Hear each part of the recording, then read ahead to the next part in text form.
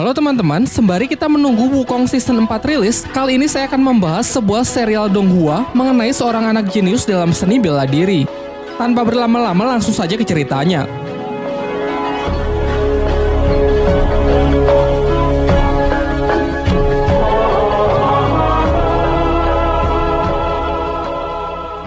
Adegan pertama diperlihatkan seekor rubah putih yang tengah berlari menghindari kejaran para pasukan yang mengincar batu pusaka yang ia bawa.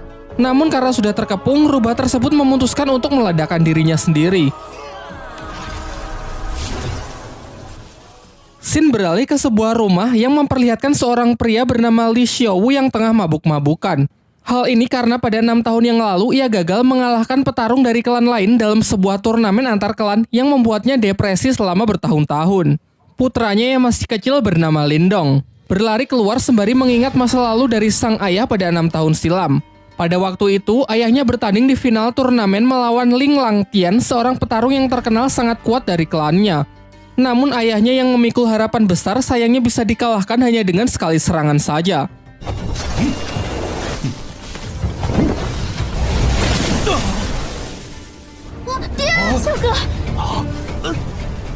Tak hanya itu, Ling Langtian juga mengambil aura milik ayah Lindong.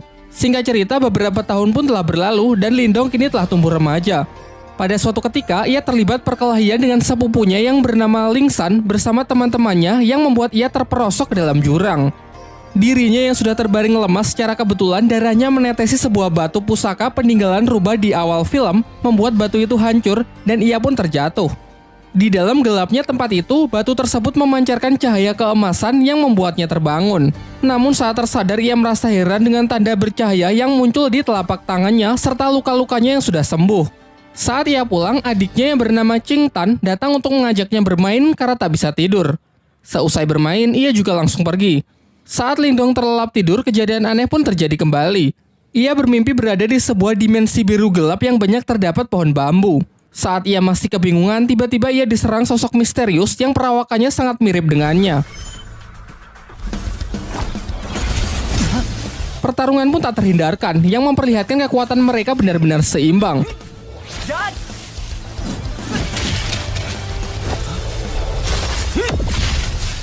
Di pagi harinya saat ia terbangun, ia dikagetkan dengan suara adiknya yang berteriak dari luar. Ternyata kelompok Ling San datang dan mengganggu Qing Tan untuk merebut rumput obat yang ia bawa. Lindong yang bergegas datang mencoba melindungi adiknya dari anak-anak berandalan tersebut.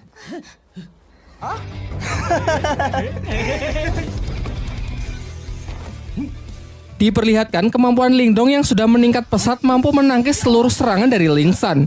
Hingga ia akhirnya menyadari bahwa ia telah mengaktifkan teknik rahasia yang bernama tinju 7 suara.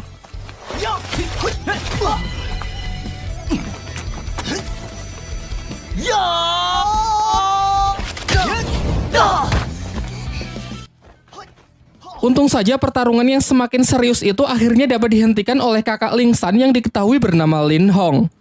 Sebelum pergi, ia menginfokan bahwa tak lama lagi akan diadakan turnamen di klan mereka untuk menentukan petarung terkuat di klan Lin. Lin Hong yang sangat percaya diri mengatakan bahwa setelah menang nanti ia akan menikahi Qing Tan. Saat kembali, sang ayah menunjukkan gerakan teknik tinju suara yang baik dan benar kepada Lindong.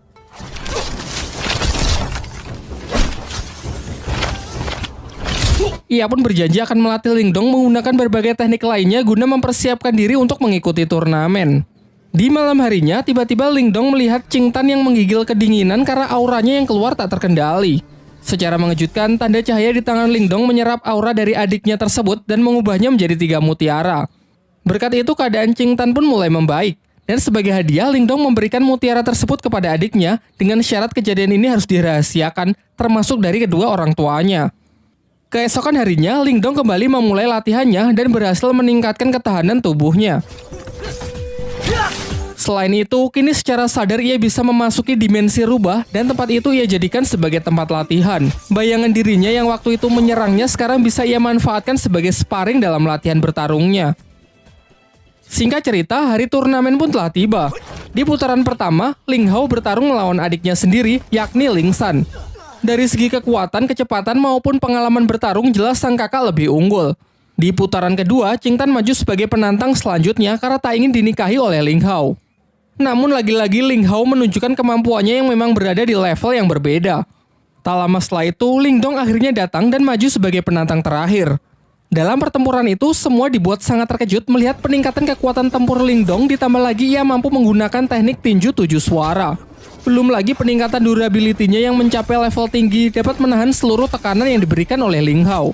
Tak hanya mampu menangkis seluruh serangan dari lawannya, Ling Dong yang mampu mempraktekkan latihannya di dalam dimensi lain dapat melancarkan serangan-serangannya yang secara akurat membuat Ling Hao sangat kewalahan.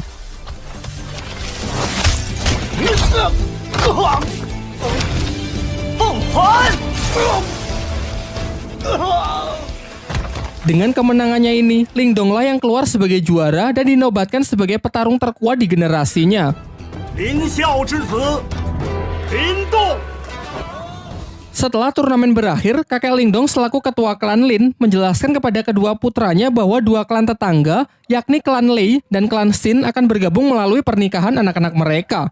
Hal ini lantas membuat kedua klan tersebut kini menjadi beraliansi. Kemudian ia juga memberitahukan mengenai turnamen antar klan berikutnya, yaitu perburuan hewan langka yang masih dirahasiakan. Pembicaraan pun ditutup dengan sang ketua klan yang menyuruh agar anak mereka berlatih lebih keras lagi demi mempersiapkan turnamen selanjutnya. Sementara itu, ketua klan Lei juga mempersiapkan putranya yang bernama Lily untuk mengikuti turnamen antar klan tersebut. Kekuatan dari Lily ini sangat dibanggakan oleh sang ayah karena ia telah menguasai ketahanan tubuh level atas yang siap mengalahkan petarung-petarung dari klan Lin. Singkat cerita, turnamen antar klan pun digelar. Di sini ayah Ling Dong memberitahu putranya bahwa pertandingan kali ini adalah perburuan hewan langka. Dan Ling Dong diharuskan menaklukkan hewan langka yakni singa api yang terkenal sangat buas. Namun aturannya tak perlu sampai menangkapnya. Karena Ling Dong hanya perlu mengambil sisik yang berada di ujung ekor hewan tersebut agar bisa menyelesaikan pertandingan kali ini. Diperlihatkan semua peserta pun telah berkumpul termasuk putra dari tuan rumah yakni bernama Wu Yun. Di awal-awal saja ketegangan sudah terjadi di antara para peserta karena Lily yang terlalu menyombongkan dirinya. Singkatnya aturan pun dibacakan di mana mereka harus mendapatkan sisik singa api agar bisa memenangkan pertandingan dan dilarang keras untuk berusaha saling membunuh satu sama lain. Ketika Ling Dong bersama adiknya berusaha menemukan singa api, ternyata Lily bersama timnya berhasil menemukannya terlebih dahulu. Namun mereka terlihat kesulitan menaklukkan hewan buas tersebut. Sementara itu dari kejauhan, Ling Dong hanya mengamati mereka dan menunggu kesempatan yang tepat untuk bertindak. Sampai muncullah dari belakang tim Wu Yun yang menawarkan kerjasama. Wu Yun berencana menyerang si singa api saat hewan itu sudah kehabisan tenaga akibat pertarungannya melawan tim Lily. Merasa hal ini cukup menguntungkan, Ling Dong pun sepakat dengan rencananya dan bersedia menjalankan kerjasama tersebut. Setelah menunggu momen yang tepat, mereka pun bersama-sama menyerang tim Lily. Ling Dong menyuruh Wu Yun untuk fokus kepada si singa api, sementara ialah yang akan menghadapi Lily.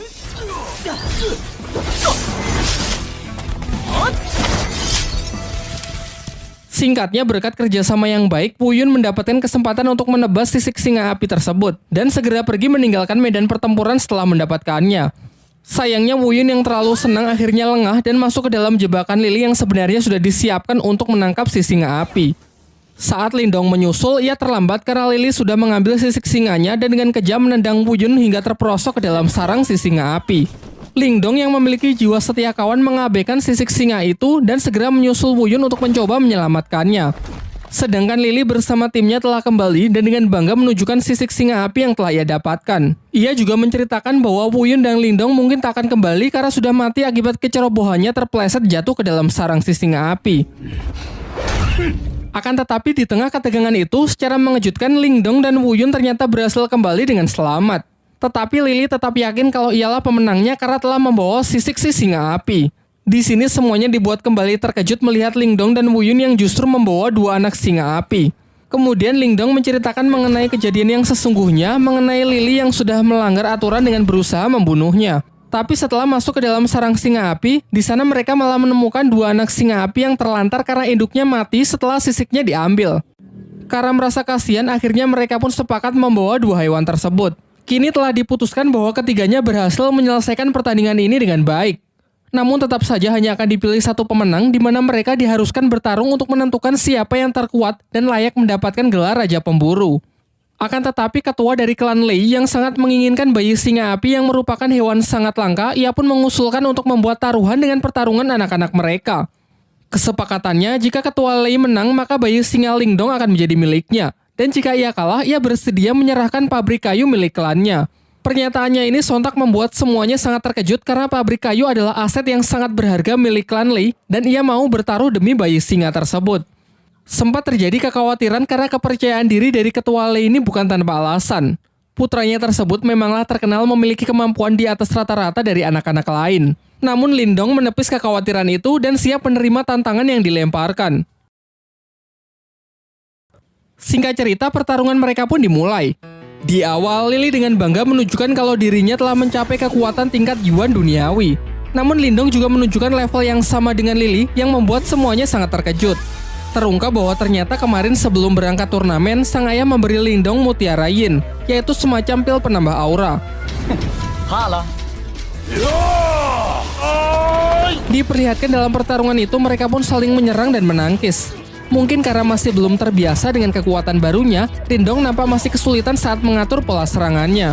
Akan tetapi lambat laun ia berhasil mengendalikannya semakin baik untuk bisa mengimbangi Lily. Sampai ketika Lily menambah kecepatannya, barulah terlihat kembali Lindong yang dibuat kewalahan. Dengan peningkatan kekuatan yang signifikan serta teknik rahasia petir dari klannya yang tergolong tingkat atas, Lily terus melakukan pressing membuat lawannya hanya bisa bertahan.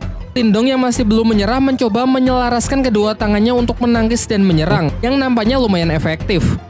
Sedangkan Lily yang sudah terlampau kesal berniat mengakhiri pertarungan dengan sebuah teknik serangan super kuat yang mematikan.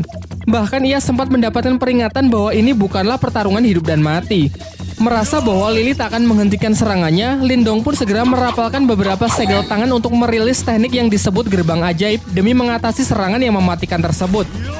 Dan benar saja, teknik yang digunakan Lindong telah ia upgrade ke level 2 sehingga tidak hanya mampu menghalau serangan dahsyat dari Lily, juga cukup kuat untuk menghempaskannya dan membuatnya tak sanggup untuk bangkit kembali.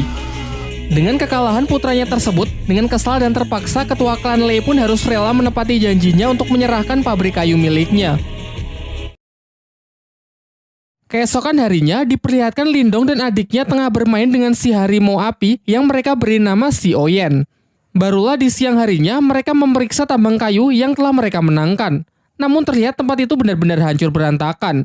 Dalam pencarian petunjuk siapakah yang melakukan hal ini, secara tak sengaja si Oyen membawa Lindong ke sebuah gua yang di sana terdapat banyak lahar panas serta sebuah kerangka monster raksasa.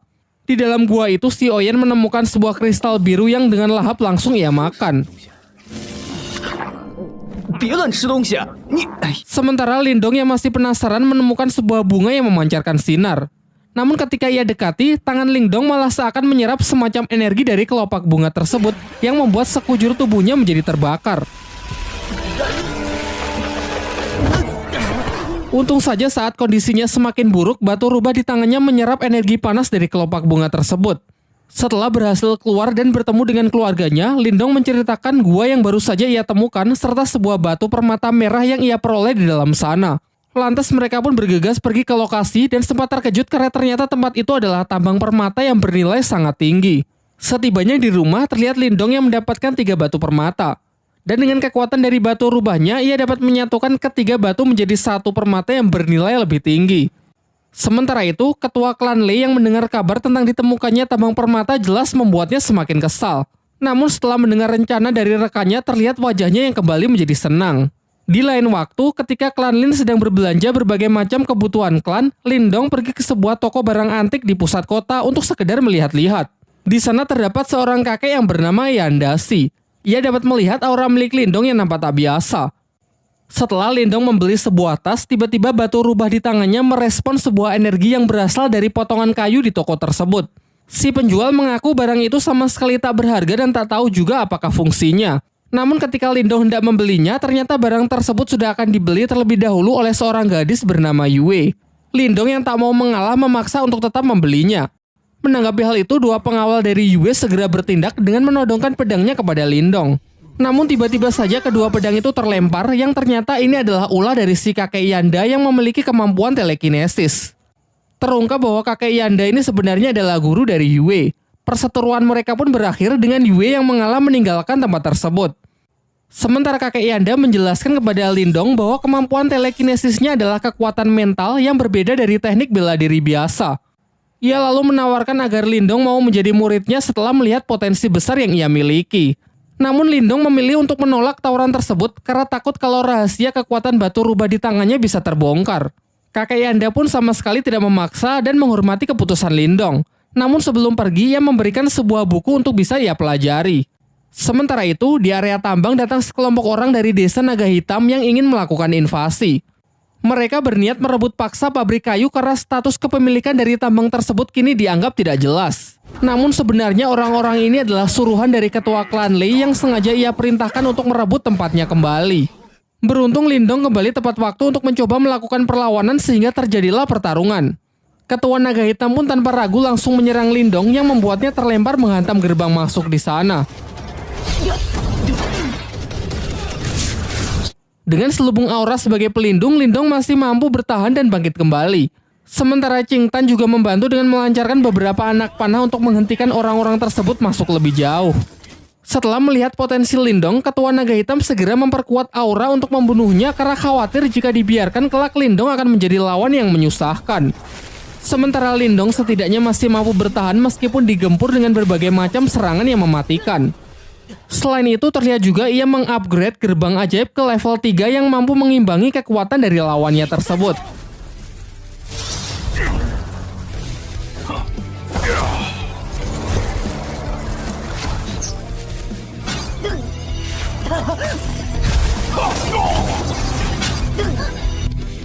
Ketika telah kehabisan energi, entah bagaimana Lindong mampu mengisi ulang energinya dengan menyerap energi alam.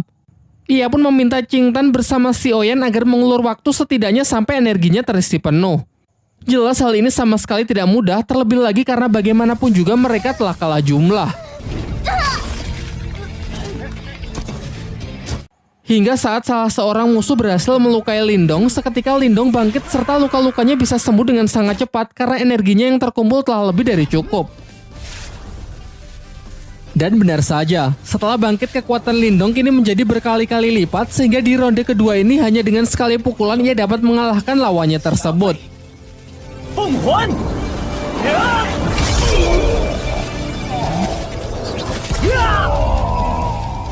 Ketua klan Lei yang mendapatkan kabar bahwa orang-orangnya berhasil dikalahkan sangat terkejut. Terlebih lagi yang mengalahkannya hanya Lindong yang cuma seorang diri. Di malam harinya, terlihat Lindong tengah bermeditasi dengan menggunakan proyeksi astralnya untuk berlatih kemampuan spiritual. Terinspirasi dari kakek Yanda yang ia temui beberapa waktu yang lalu, ia juga mencoba latihan teknik telekinesis dengan mengendalikan benda-benda kecil di tempat tersebut. Selain itu, ia yang penasaran dengan potongan kayu yang telah ia beli tadi siang menyadari kalau benda tersebut memiliki semacam energi yang menyelubunginya. Ia pun mencoba berkonsentrasi, namun energinya masih belum cukup kuat untuk bisa menembusnya. Beberapa saat setelahnya, ia merasakan pancaran energi yang sangat kuat dan bergegas pergi untuk memeriksanya menggunakan teknik proyeksi astralnya. Ternyata energi itu berasal dari kakeknya yang telah berhasil mencapai tingkat Yuan tahap awal. Ia pun lantas segera kembali ke tubuh aslinya untuk menemui sang kakek agar bisa memberikan ucapan selamat. Akan tetapi sang kakek justru menjelaskan bahwa ini hanyalah tingkat Yuan di tingkat awal. Masih ada beberapa tingkat lagi sebelum mencapai tingkat tertinggi. Kemudian ia mengungkapkan bahwa tadi ia sempat merasakan kekuatan mental teknik proyeksi astral yang mendekat, meskipun sesaat langsung menghilang. Namun di sini ia tak tahu kalau kekuatan itu adalah kekuatan milik Lindong. Topik pun berganti. Paman Lindong menyampaikan bahwa tadi ia mendapatkan undangan dari klan Lei untuk membahas mengenai sebuah kerjasama bisnis dengan klan Lin. Singkatnya setelah cukup berdiskusi, mereka pun sepakat untuk menghadiri undangan tersebut. Keesokan harinya, mereka mendatangi rumah utama milik klan Lei. Namun hanya para tetua klan saja yang diperbolehkan untuk masuk. Di saat sedang menunggu, Lindong merasakan ada kekuatan mental yang sangat kuat di sekitarnya yang sedang menggunakan teknik astralnya untuk mengintai. Sementara di dalam ruangan, para tetua klan tengah membicarakan mengenai ajakan kerjasama membangun bisnis untuk keuntungan bersama dengan sistem bagi hasil. Akan tetapi klan Lin keberatan karena dalam kesepakatan itu, ketua klan Lei lah yang akan menjadi pemimpin. Sementara klannya hanya akan menjadi bawahannya saja.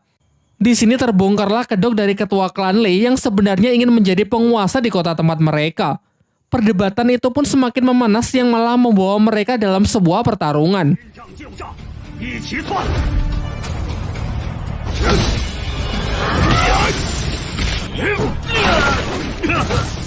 Di tengah pertarungan mereka, datanglah Wu Yin, pemimpin dari sekte Serigala Darah yang memihak kepada ketua klan Lei karena sudah dijanjikan akan diberikan keuntungan 60% dari bisnis yang hendak dijalankan. Diceritakan bahwa Wu Yin ini menguasai kekuatan mental tingkat tinggi. Dan benar saja, satu persatu dari mereka dapat dijatuhkan dengan sangat mudah.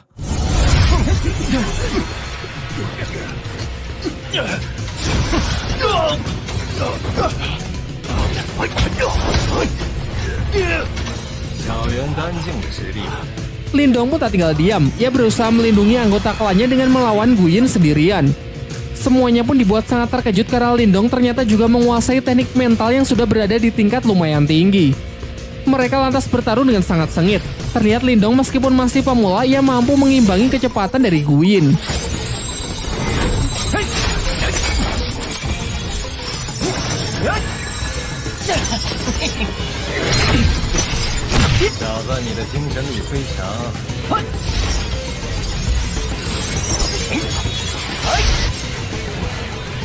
Sampai mereka saling mengadu teknik astral melalui duel udara, namun sayangnya tetap saja Wu Yin lebih unggul dan mampu menekan Lindong. Kembali ke pertarungan dunia nyata, Lindong mencoba melancarkan serangannya dengan beberapa aura jarum, tetapi dapat dengan mudahnya ditangkis yang memperlihatkan perbedaan kekuatan di antara mereka.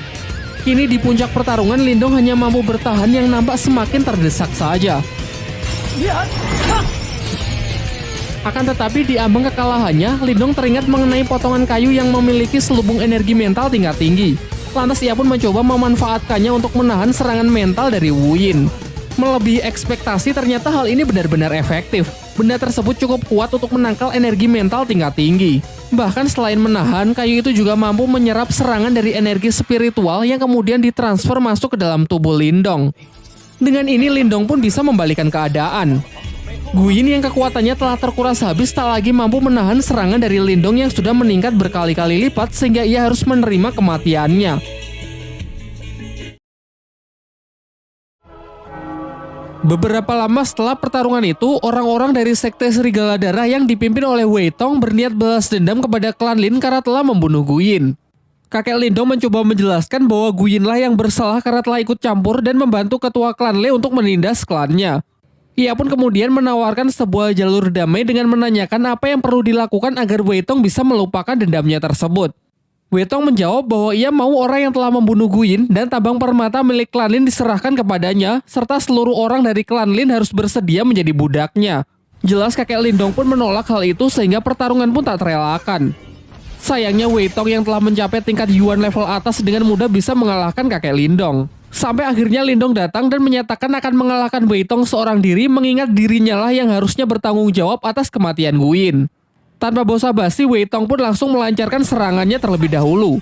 Dengan lincah, Lindong memanfaatkan teknik jarum biru sebagai pinjakan untuk melayang. Beberapa tembakan anak panah dilancarkan untuk berusaha menjatuhkan Lindong, termasuk menggunakan anak panah yang dilapisi aura, namun bisa ia hindari dengan sangat mudah.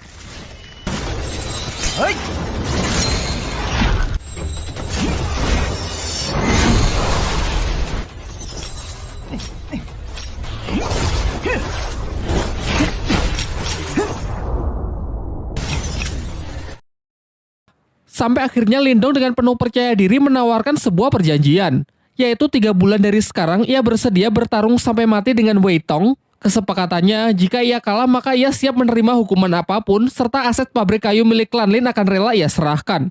Namun jika ia yang menang, maka masalah balas dendam Gu Yin akan dianggap selesai. Pada awalnya Wei Tong menolak karena sekarang saja ia bersama pasukannya sudah cukup untuk menaklukkan klan Lin. Namun setelah melihat kemarahan dari Si Oyan serta kemampuan Lindong yang bisa mengalahkan bahkan nyaris membunuh para kroco itu, akhirnya Wei Tong pun sepakat.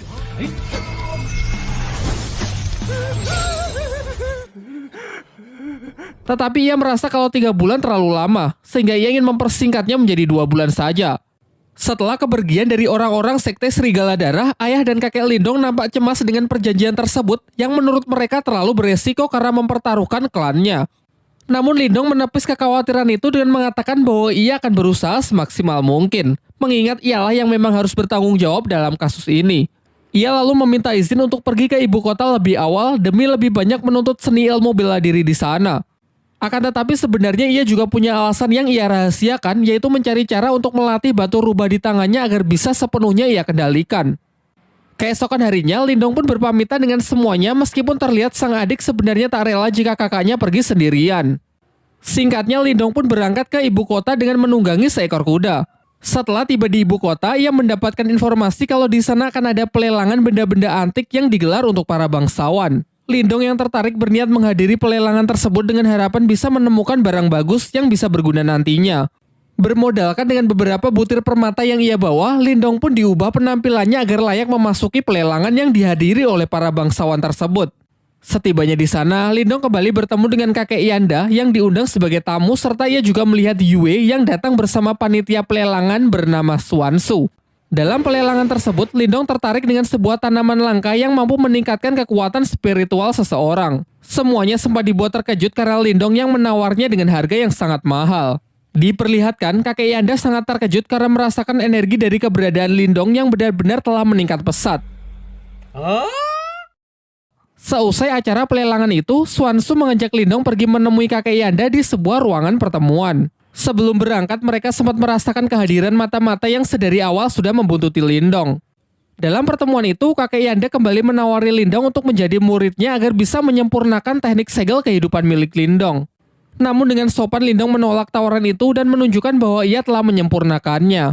Hal ini sontak membuat semuanya sangat kagum karena Lindong dapat melakukannya dalam waktu yang relatif singkat.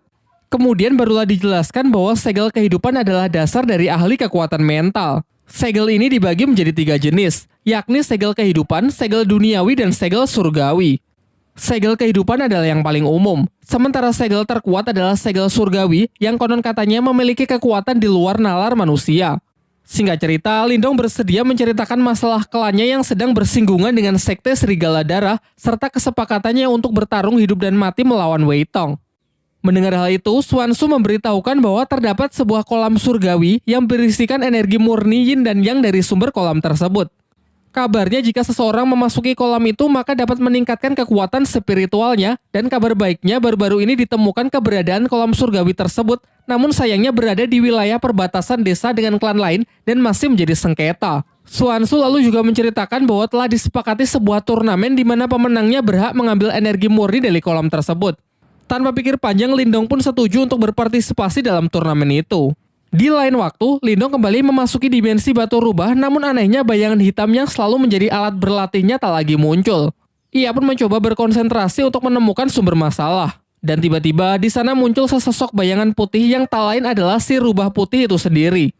Rubah putih itu lalu memperkenalkan diri bahwa ia adalah jelmaan iblis celestial yang bernama Martha sekaligus pemilik dari dimensi ini. Ia juga menjelaskan bahwa dahulu ia sangat kuat berkat batu tersebut. Akan tetapi seiring berjalannya waktu, batu itu justru menyerap energi spiritualnya hingga menjadi sangat lemah. Akhirnya ia terpaksa hidup bersembunyi di dalam batu tersebut agar jiwanya tidak lenyap. Martha kemudian menyarankan jika Lindong tak ingin bernasib sama, Lindong harus mengisi ulang energi batu itu dengan energi murni. Seketika Lindong pun teringat dengan kolam surgawi yang kabarnya dipenuhi oleh energi murni. Mengingat kalau di turnamen perebutan kolam surgawi nanti ia tak bisa mengandalkan kekuatan batu rubah karena butuh diisi ulang, Martha pun mengajaknya ke sebuah tempat di mana terdapat benda yang disebut piringan mental. Meskipun benda ini bisa menjadi jalan pintas untuk meningkatkan kekuatan spiritual, namun resikonya juga sangat berbahaya. Yaitu jika dalam prosesnya Lindong tak sanggup menahan rasa sakit, maka kekuatan spiritualnya akan lenyap dan tak akan bisa dipulihkan lagi. Tanpa banyak berpikir, Lindong pun ingin mencobanya dan bersedia menanggung semua resiko yang mungkin terjadi. Dan benar saja, saat proses berlangsung, ia merasakan sakit yang sangat luar bioskop. Sampai akhirnya dengan tekad yang kuat, Lindong berhasil melewati proses tersebut, alhasil kekuatan mentalnya pun meningkat pesat. Setelah itu, Martha menyarankan agar Lindong memakan rumput obat yang ia beli sebelumnya agar kondisi dan energi mentalnya bisa segera pulih. Karena setelah ini ia akan mengajarinya teknik baru yang disebut teknik Borkeong. Keesokan harinya, Lindong datang ke suatu tempat di mana semua orang di pelelangan berkumpul. Di sana datang juga Yue dan seorang pria bernama Liu Yi. Kemudian Xuansu mempertemukan Lindong dengan pemilik rumah pelelangan yang diketahui bernama Xia Wanjin. Ia menjelaskan bahwa Yue, Liu Yi, dan Lindong akan bertanding melawan petarung lain dalam rangka memperebutkan kolam surgawi. Singkat cerita, mereka pun bersama-sama pergi ke tempat turnamen. Setibanya di sana, mereka bertemu dengan tim lawan perwakilan dari Sekte Serigala Darah yang diketahui seorang pria bernama Yue San dengan kedua anaknya yang di sampingnya. Di sebelah kanan ada Yue Feng dan di kiri ada Yue Lin serta di belakang ada seorang petarung bayaran yang bernama Jiang Li. Dijelaskan bahwa mereka ini bukan petarung kaleng-kaleng karena sudah mencapai tingkat Yuan Surgawi tahap akhir. Di putaran pertama, Yue maju menggunakan sebuah pedang untuk melawan Yue Lin dengan senjata cambuknya. Sejauh ini pertarungan dua wanita ini terlihat cukup seimbang. Mereka menyerang dan menangkis mengandalkan senjata mereka masing-masing. Namun akhirnya pertarungan singkat tersebut dapat dimenangkan oleh Yue dengan berhasil menodongkan pedangnya tepat ke leher Yue Lin. Di putaran kedua, Yue Feng maju sebagai perwakilan berikutnya. Sementara Lindong yang nampak ragu-ragu segera diambil alih oleh Liu Yi yang bersedia maju terlebih dahulu dengan senjata tombaknya.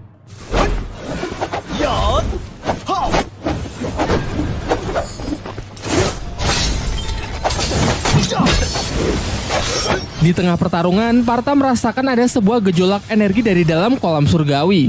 Karena merasa penasaran, ia menyelinap dengan menggunakan proyeksi astralnya kemudian masuk ke dalam kolam itu untuk memeriksa anomali energi tersebut.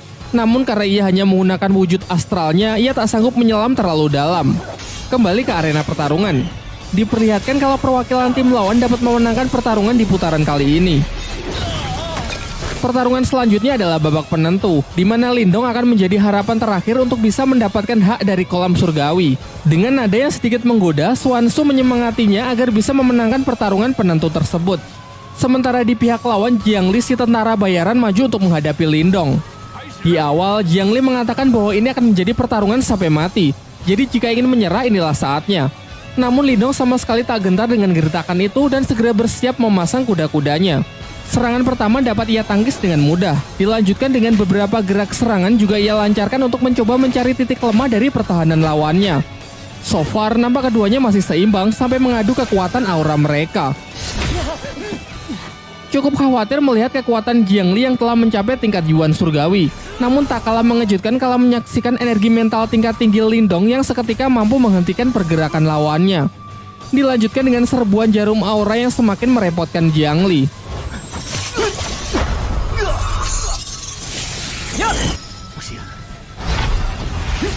Mencoba serangan jarak dekat pun juga percuma karena tekanan energi mental Lindong yang dengan kuat menghempaskannya. Saat semua merasa kalau Lindong telah memenangkan pertandingan itu, Jiang Li bangkit dengan aura merah yang membara. Ternyata ia menguasai sebuah teknik rahasia yang memungkinkan seseorang mengkonversikan darahnya menjadi energi. Hal ini membuat kekuatannya meningkat pesat dalam beberapa saat meskipun teknik ini dinilai sangat berbahaya dan memiliki resiko yang sangat tinggi. Beberapa kali serangan pun dilancarkan yang hanya dapat Lindong hindari. Bahkan serbuan jarum aura pun benar-benar sudah tidak mempan.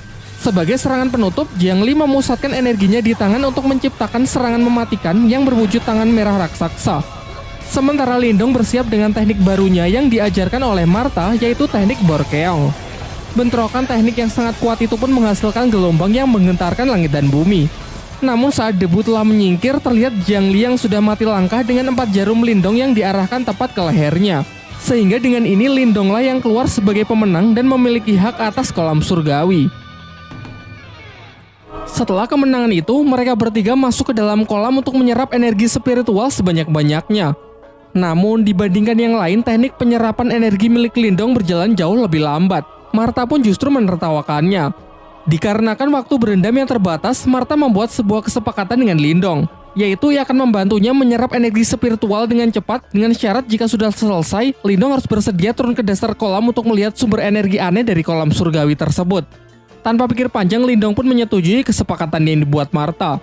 Dan benar saja, setelah mendapatkan bantuan dari Martha, dengan sangat cepat energi mengalir deras ke dalam diri Lindong.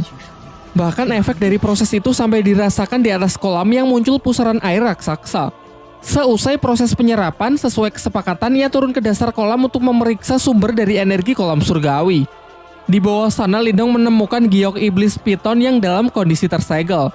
Pada awalnya Lindong tak ingin mengusiknya dan berniat langsung pergi. Namun Martha berusaha membujuknya dengan mengatakan kalau ini tidak berbahaya karena iblis ini sedang terluka. Ia juga menjelaskan bahwa sumber energi spiritual yang Lindong serap sebagian tadi berasal dari mutiara yin dan yang berada di belakang jiwa iblis tersebut. Martha lalu menambahkan, jika Lindong berhasil mendapatkan mutiara tersebut, maka hanya dalam waktu singkat Lindong dapat mencapai tingkat Yuan Yin. Namun karena mutiara itu diselubungi jiwa iblis, Martha harus menghisapnya terlebih dahulu supaya Lindong bisa mengambilnya. Ia lalu menyuruh Lindong untuk mentransfer sebagian energinya agar Martha cukup kuat untuk bisa melakukannya. Ketika proses penyerapan berlangsung, tiba-tiba segel iblis itu hancur sehingga sang iblis piton kini berhasil bebas. Pertarungan pun tak terhindarkan.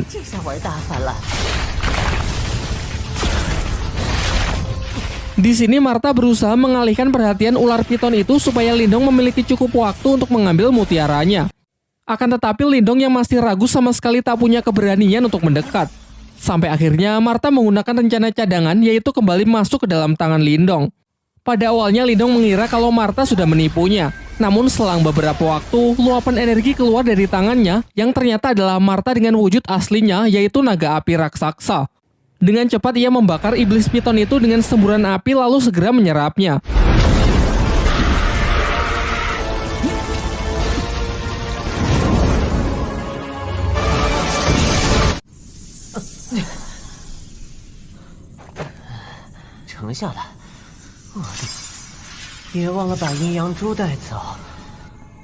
Setelah mereka semua kembali, Xiao Wanjin dan yang lainnya merasa khawatir dengan kondisi Lindong yang terlihat sangat pucat akibat penyerapan energi dari kolam surgawi yang dinilai terlalu banyak. Namun Lindong menepis kekhawatiran itu dengan mengatakan kalau dirinya baik-baik saja. Ia menegaskan asalkan ia bisa segera naik tingkat dan bisa mengalahkan Wei Tong dari Sekte Serigala Darah, apapun rela ia lakukan. Dalam pembicaraan itu, Xiao Wanjin menjelaskan bahwa Sekte Serigala Darah selama ini juga menjadi musuh bebuyutan bagi pihaknya. Terlebih lagi karena Lindong telah membantunya mendapatkan kolam surgawi, ia pun bersedia memberikan bantuan apapun. Di akhir pembicaraan, Suanshu memberikan buku langka dari pelelangan kemarin yang berisi teknik-teknik rahasia agar bisa Lindong pelajari demi mempersiapkan dirinya agar bisa menang melawan Wei Tong. Di malam harinya, Lindong mempelajari buku pemberian Suanshu untuk mengendalikan energi yang telah ia serap sebelumnya. Ia kemudian kembali masuk ke dalam dimensi rubahnya. Di sana ia melihat bayangan dirinya yang kini telah pulih. Bahkan bayangan tersebut juga telah membuka aliran energi spiritual tingkat 22 Vena. Lantas ia pun segera menirukan gerakan dari bayangan itu dan seketika ia juga berhasil membuka aliran energi spiritual tingkat 22 Vena. Sekaranglah saatnya ia mencoba mutiara yin yang ia dapat dari kolam surgawi. Pertama-tama dengan menggunakan energinya sendiri, ia mencoba memurnikan mutiara tersebut. Meskipun di percobaan pertama ia sempat gagal, sampai akhirnya dengan mengerahkan seluruh tenaganya, ia berhasil menetralkan mutiara itu yang kemudian langsung ia telan.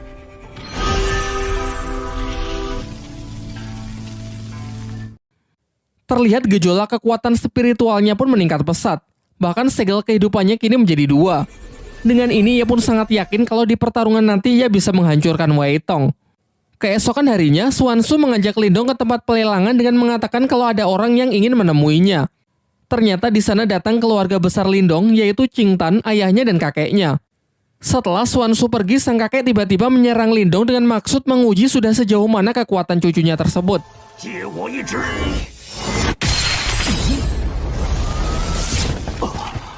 Dan setelah beradu kekuatan, hasilnya benar-benar mengejutkan karena kini Lindong telah mencapai tingkat Yuan dan awal. Kakeknya lalu menjelaskan bahwa dalam sejarah klan Lin, Lindong adalah orang termuda yang bisa mencapai tingkat tersebut. Singkat cerita, hari pertarungan pun telah tiba, di mana Lindong harus berhadapan melawan Wei Tong dari Sekte Serigala Darah dalam pertarungan hidup dan mati. Semua orang datang menyaksikan pertarungan mereka, termasuk keluarga Lindong. Namun tanpa mereka sadari ada mata-mata dari pihak Wei Tong di belakang mereka. Ketika nama mereka disebut, Lindong dan Wei Tong segera memasuki arena. Superhero landing. Di sini Wei Tong cukup terkejut melihat peningkatan kekuatan Lindong yang juga sudah mencapai tingkat Yuan dan awal. Wei Tong lalu maju untuk memulai serangannya yang dengan cepat langsung disambut dengan baik oleh Lindong. Sayangnya peningkatan kekuatan Wei Tong juga tak kalah mengesankan. Ia berhasil menekan Lindong hingga hampir jatuh keluar arena. Namun ternyata arena pertarungan mereka dilindungi semacam penghalang dari energi mental yang mencegah para petarung melarikan diri. Hal ini dianggap wajar karena mereka telah menyatakan akan bertarung sampai mati. Wei Tong kembali melancarkan serangannya yaitu pukulan keras bertubi-tubi.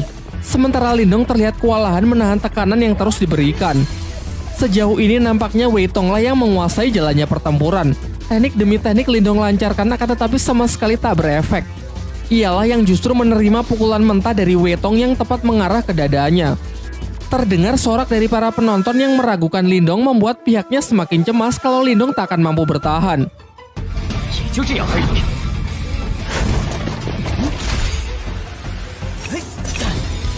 Sekarang tak ada pilihan lain, Lindong pun segera menyiapkan jurus terkuatnya yaitu teknik Borkeong untuk mencoba mengakhiri pertarungan.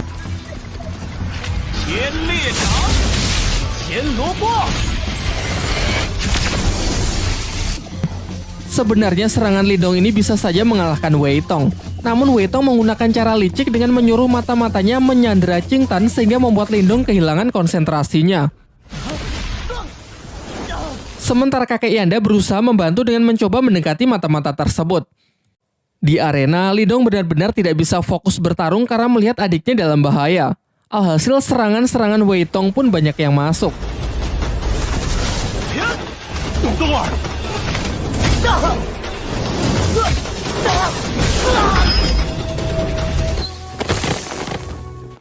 Di saat-saat genting, ia teringat kalau teknik jarum dewa yang pernah dipakai Guyin mampu menghancurkan penghalang energi mental. Kemudian ia kembali mengeluarkan jurus Borkeong untuk berpura-pura menyerang Wei Tong, namun sebenarnya ia menyelinapkan jarum dewa untuk menembus penghalang spiritual arena demi menolong Qing Tan.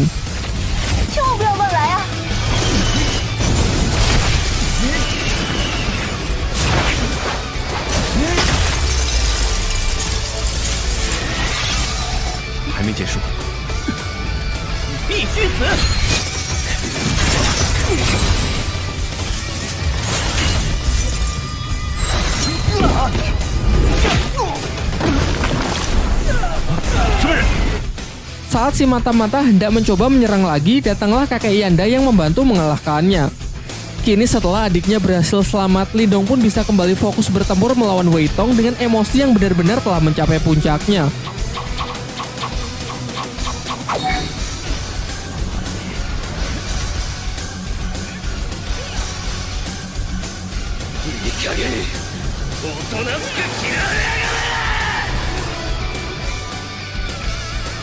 Setelah menerima gempuran serangan dari Lindong, Wei Tong pun benar-benar sudah kehabisan tenaga dan ia pun mengaku kalah. Namun Lindong malah mengatakan bahwa ini adalah pertarungan sampai mati, di mana pertarungan belum selesai jika tak ada salah satu pihak yang mati.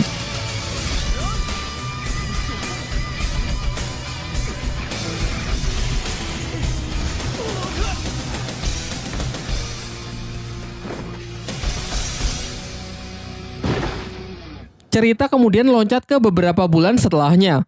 Karena kemenangan Lindong dari Sekte Serigala Darah, klan Lin kini menjadi sangat terkenal di seluruh penjuru kota. Selain itu, klan Lin juga telah bersekutu dengan rumah pelelangan milik Xia Wanjin. Sementara itu, Lindong berada di tempat kakek Yanda untuk minum teh bersama dengan saling menggunakan telekinesis untuk menuangkan teh ke dalam gelas. Setelah itu, kakek Yanda menjelaskan kalau menurutnya kekuatan mental milik Lindong mungkin setara dengan miliknya, yakni kekuatan mental tingkat 4. Ia kemudian berpesan agar Lindong terus meningkatkannya karena di dunia ini masih ada tingkat yang jauh lebih tinggi lagi yang bahkan kakek Yanda tak punya kesempatan untuk mencapainya. Scene beralih di sebuah pegunungan yang memperlihatkan seorang pria dengan sebuah pedang di tangannya. Pria ini memiliki kekuatan mental yang sangat kuat. Diperlihatkan menggunakan tebasan pedangnya, ia mampu membelah gunung tanpa melukai kupu-kupu yang melewati jalur serangannya. Setelah itu, ia dihampiri oleh seekor burung pembawa pesan yang membawakan surat berisi sesuatu mengenai makam Nirwana. Di tempat lain, seorang wanita yang terlihat berjalan di atas air mendapatkan pesan yang serupa dari sebuah bunga teratai.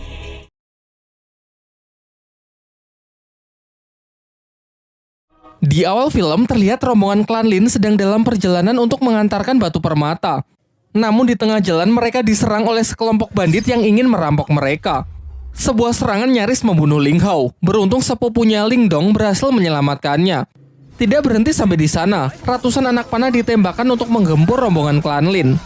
Nampaknya mereka ini bukan bandit biasa karena terlihat mereka sangat mahir menggunakan senjata yang dilapisi energi spiritual. Sampai akhirnya Lindong menyuruh Lin Hong dan rekan-rekan lainnya untuk segera pergi, sementara dirinya akan tetap tinggal untuk bertarung demi mengalihkan perhatian para bandit tersebut. Sebelum bala bantuan dari musuh datang, ia pun segera melepaskan ledakan energi dari teknik gerbang ajaibnya agar bisa segera mengakhiri pertempuran. Setelah kembali, Lindong menceritakan apa yang baru saja ia alami kepada ayah dan kakeknya. Sang kakek mengatakan bahwa tidak heran banyak orang jahat yang mengincar klan Lin demi mendapatkan batu permata yang sangat berharga mereka. Terlebih lagi karena klan Lin baru beberapa bulan pindah ke kota Yan sehingga masih sulit membedakan antara kawan dan lawan. Pembicaraan pun ditutup dengan kakek Lindong yang berpesan agar tidak mencolok saat mengantarkan barang. Beberapa waktu setelahnya diperlihatkan Lindong yang bermeditasi melatih kekuatan spiritualnya. Namun Martha si rubah putih yang selalu menjadi mentornya masih tertidur sehingga ia ragu apakah latihan sendiri seperti ini akan efektif. Tak lama setelah itu, Ching Tan datang menghampirinya untuk menyampaikan pesan dari kakek Yanda yang ingin menemuinya di perguruan bela diri. Namun sebelum pergi, tangan Lindong merasakan tangan adiknya tersebut sangat dingin, meskipun langsung Ching Tan tepis dengan mengatakan bahwa dirinya sedang baik-baik saja. Singkat cerita, Lindong pun pergi dengan mengajak si Oyen sampai ke depan pintu gerbang perguruan yang dibaliknya nampak sebuah tepi jurang dengan banyak pulau-pulau yang mengambang di sekitarnya. Dengan menaiki salah satu pulau kecil, datanglah utusan dari kakek Yanda untuk menjemputnya menuju tempat perguruan dari kakek Yanda. Dalam perjalanan, Lindong juga sempat melihat pemandangan para murid lain yang tengah berlatih kekuatan spiritual. Singkatnya, ketika ia sudah sampai di kediaman kakek Yanda, tiba-tiba sebuah serangan datang yang ternyata berasal dari Yue, salah satu murid senior dari kakek Yanda. Di sini ia nampak bersikap dingin kepada Lindong dan bermaksud menantangnya bertarung untuk menguji kemampuan Lindong.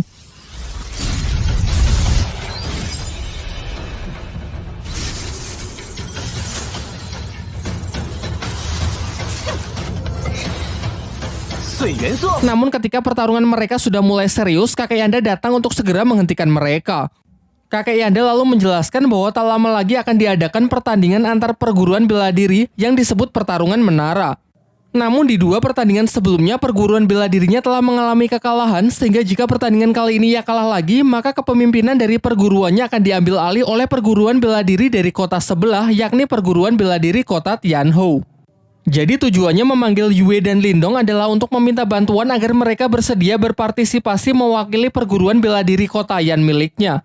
Menurutnya dengan kekuatan spiritual Lindong yang telah mencapai tingkat lumayan tinggi, ia yakin kalau Lindong bisa memberikannya harapan.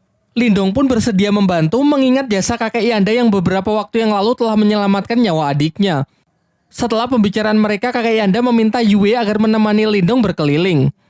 Di sisi lain di kota Tianhou diperlihatkan seorang kakek bernama Han Yu memiliki beberapa murid dengan kekuatan spiritual tingkat tinggi. Ia lalu menyuruh salah satu muridnya yang bernama Cao Zu pergi ke perguruan bela diri kota Yan untuk mengukur sudah sejauh mana persiapan dan kemampuan para murid di sana.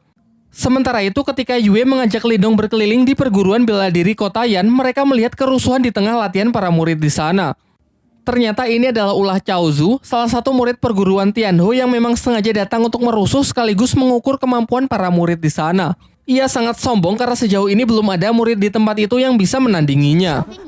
Sampai kemudian Yue iseng mendorong Lindong masuk ke arena untuk melawan Cao Zu. Pada awalnya Lindong memilih pergi turun arena karena tak ingin meladeninya. Namun ia tak bisa menahan diri lagi karena Cao Zu lah yang lebih dulu menyerangnya menggunakan teknik pedang es hitam. Di atas arena mereka pun saling mengadu teknik mereka masing-masing. Nampak benturan antar senjata mental mereka lumayan menggentarkan arena.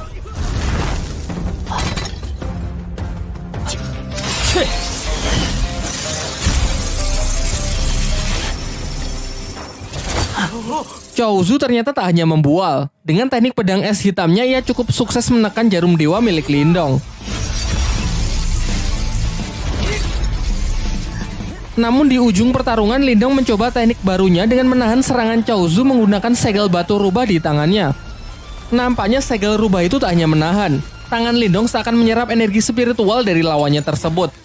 Ketika lawannya ingin melarikan diri, Lindong sejenak menghentikannya dan mengambil senjata dari lawannya tersebut. Diperlihatkan ekspresi puas dari Yue yang menyadari kalau kekuatan Lindong kini telah meningkat pesat. Di malam harinya, Lindong juga baru tahu kalau ternyata segel batu rubah di tangannya memiliki kemampuan untuk menyerap energi spiritual milik orang lain. Energi yang diserap kemudian dinetralkan dan diakumulasikan menjadi energinya sendiri sehingga kekuatan Lindong kini menjadi bertambah. Sementara itu, Cao Zu yang telah kembali menceritakan mengenai kekalahannya dari Lindong kepada Han Yu. Mendengar hal itu, Han Yu pun menjadi sangat kesal karena ia tak menyangka kalau perguruan bela diri rivalnya memiliki petarung yang sebegitu kuat. Di tengah kekesalannya, muncul aura yang sangat mengerikan dari balik tirai yang ternyata berasal dari Zutong, murid senior sekaligus yang terkuat dari Han Yun. Singkat cerita, besoknya Yue dan Lindong berangkat menuju ke tempat diselenggarakannya turnamen pertarungan menara. Di perjalanan, Yue berpesan kepada Lindong untuk berhati-hati terhadap seorang murid dari perguruan Tianho yang bernama Zutong, murid terkuat dari Han Yun. Setibanya di sana, semua peserta lain ternyata sudah berkumpul. Sembari menunggu para guru tiba, Chaozu mengadu ke kakak seperguruannya yang bernama Liu Long perihal Lindong yang telah menghajar dan menyita pedang esnya. Pada awalnya, Liu Long basa-basi dengan menyapa Lindong dan meminta agar senjata adik seperguruannya tersebut dikembalikan. Namun Lindong malah berdalih karena menurutnya itu sepadan dengan kelakuan Chaozu yang telah membuat rusuh di tempatnya.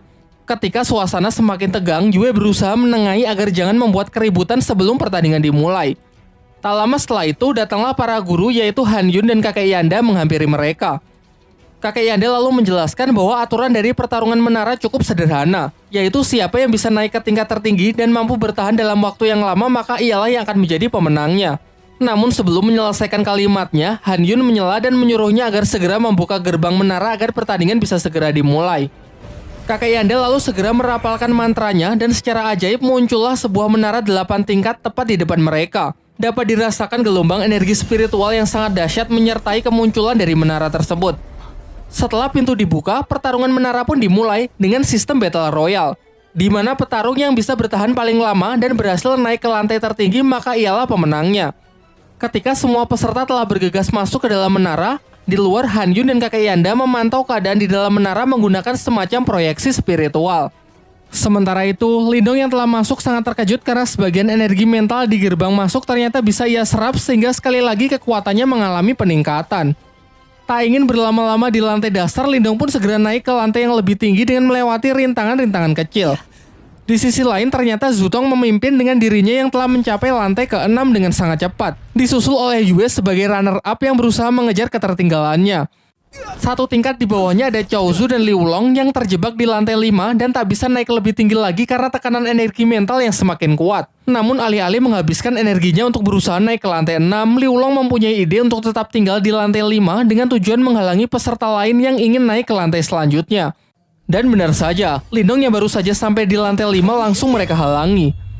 Chaozu yang merasa dendam karena Lindong telah mempermalukannya sekarang mencoba untuk membalasnya. Bersama dengan Liu Long, mereka pun mengeroyok Lindong yang cuma sendirian.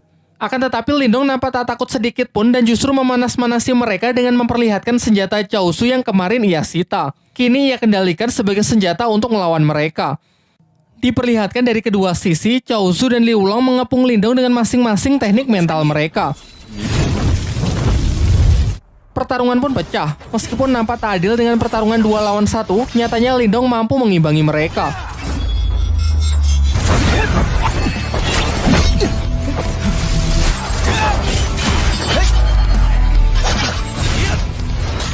Bahkan ia cukup cakap untuk mematahkan teknik roda ganda milik Chaozu.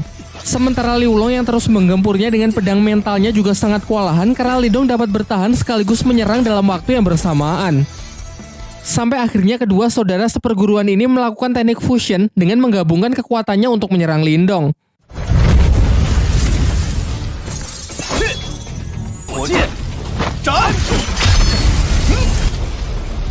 Nampak Lindong yang mulai keringat dingin karena sudah meremehkan mereka. Namun mengingat serangan itu didasari oleh energi mental, dengan segel batu rubahnya Lindong pun dapat menghisapnya sampai kering.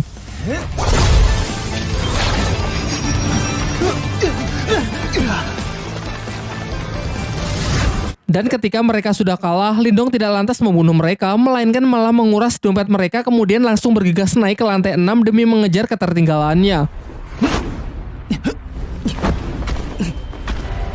Sementara itu di lantai 6 terlihat Yue yang berusaha keras untuk naik ke lantai 7, namun ia selalu gagal karena tekanan energi mental di sana sangat kuat yang jauh melebihi apa yang bisa ia bayangkan.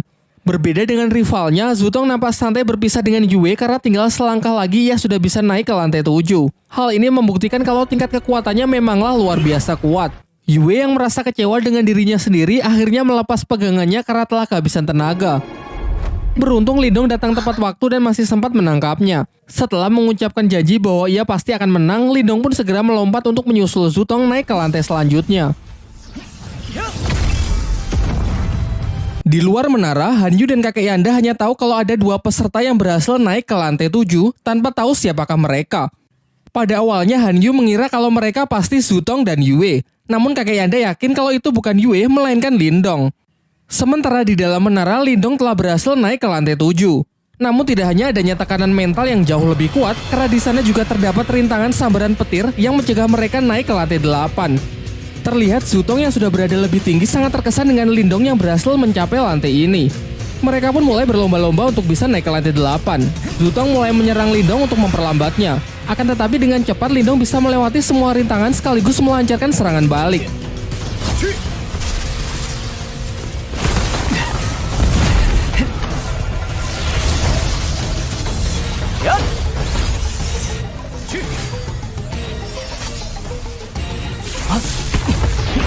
Sampai akhirnya mereka berhasil mencapai tempat tertinggi di lantai 7 dan tepat di atas mereka sudah terlihat pintu masuk menuju lantai 8. Akan tetapi tiba-tiba sebuah bola api raksasa jatuh yang siap melumat mereka.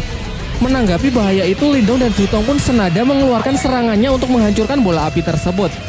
Bahkan saking kuatnya, gelombang energinya masih bisa dirasakan di beberapa lantai di bawahnya. Sayangnya tak berhenti sampai di situ, keganasan dari lantai 7 pun kembali terlihat dengan munculnya pilar-pilar yang memancarkan kilatan petir siap menghancurkan apapun yang melewatinya. Zutong yang menyadari kalau sambaran petir itu dapat secara langsung merusak inti energi mentalnya, mencoba berhenti sejenak untuk memikirkan sebuah cara agar tak bertindak gegabah. Berbeda dengan Lindong yang secara membabi buta terus menerobos penghalang petir tersebut tanpa memperdulikan resikonya. Sampai tiba-tiba ke-10 pilar itu bersatu dan membentuk seekor wujud naga raksasa. Pertarungan pun berjalan sangat tidak seimbang karena amukan sang naga yang tak terhentikan.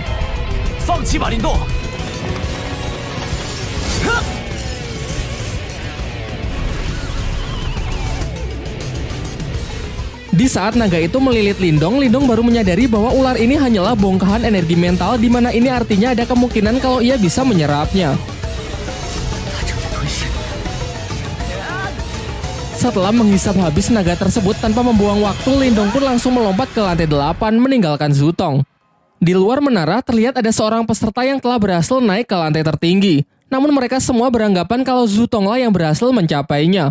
Sementara itu di dalam lantai 8 terlihat ekspresi puas Lindong karena telah mencapai lantai tertinggi dan bisa memenangkan pertandingan kali ini. Di sana ia menemukan ada semacam prasasti kuno mengenai penyempurnaan teknik energi mental, sayangnya gagal ia pelajari karena tenaga Lindong yang telah terkuras habis. Namun ia tak lantas menyerah begitu saja. Di sekitarnya ia merasakan ada banyak energi spiritual yang bertebaran, ia pun bergegas menyerapnya untuk mengisi ulang tenaga sekaligus agar kekuatannya bisa naik ke tingkat 3. Di waktu yang bersamaan, para peserta yang telah gagal satu persatu keluar dari menara. Namun semua dibuat sangat terkejut saat melihat Zutong juga keluar dari menara itu dan mengakui kekalahannya dari Lindong. Kini semuanya pun sudah jelas bahwa Lindonglah yang menjadi pemenangnya. Karena tak ingin lebih dipermalukan lagi, Han Yun pun segera menarik kembali semua pihaknya untuk meninggalkan tempat ini. Singkat cerita, malam pun telah tiba. Terhitung sudah 24 jam semenjak Lindong masuk ke dalam menara. Terlihat Yue mulai cemas takut kalau sesuatu yang buruk menimpa Lindong. Sementara itu, di dalam menara lantai teratas, Lindong benar-benar berusaha keras hingga akhirnya ia berhasil mencapai kekuatan mental tingkat ketiganya. Bahkan sampai-sampai luapan energinya bocor keluar menara yang mengejutkan Yue dan kakek Yanda.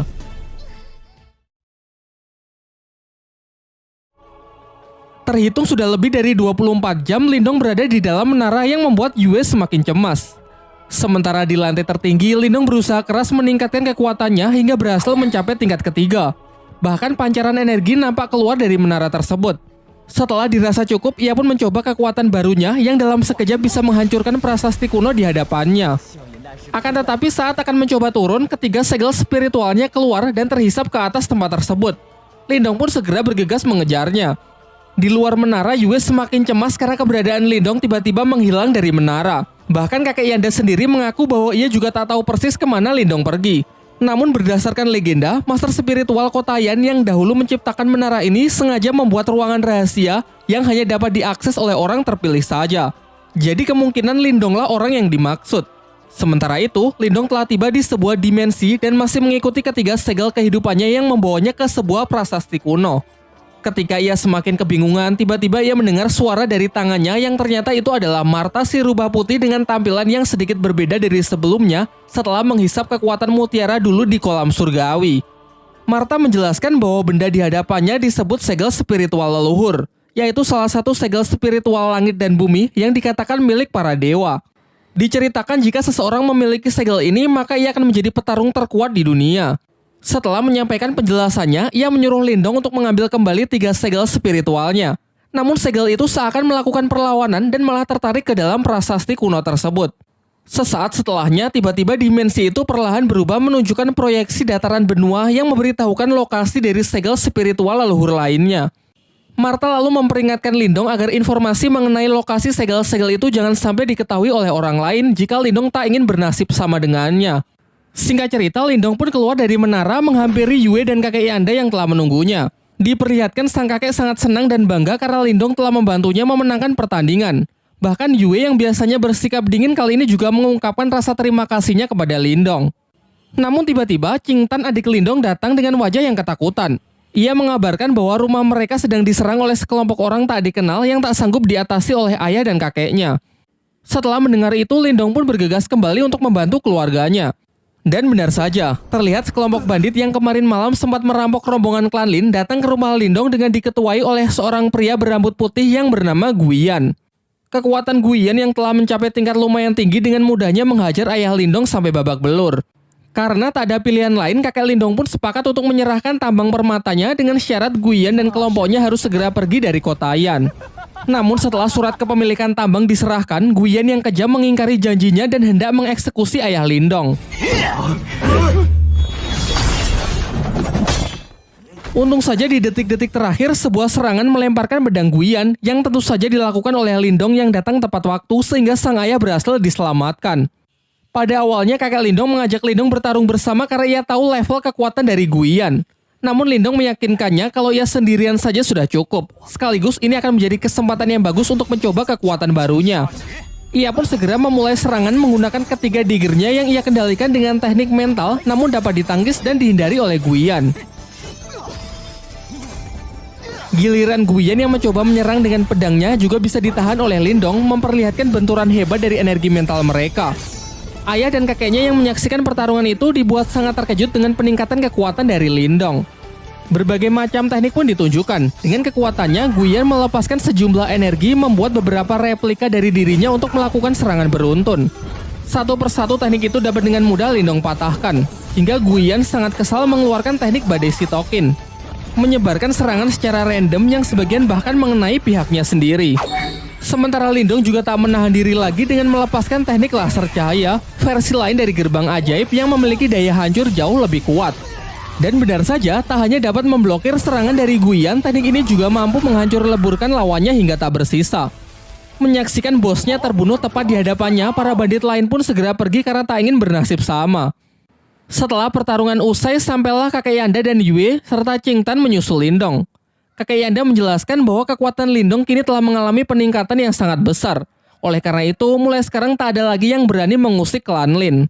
Pasca kejadian itu, Lindong dipercaya menjadi guru bela diri untuk melatih dan membimbing para anggota klan Lin lainnya. Bahkan sepupu yang dulu pernah merudungnya kini menunjukkan rasa respek dan hormatnya kepada Lindong.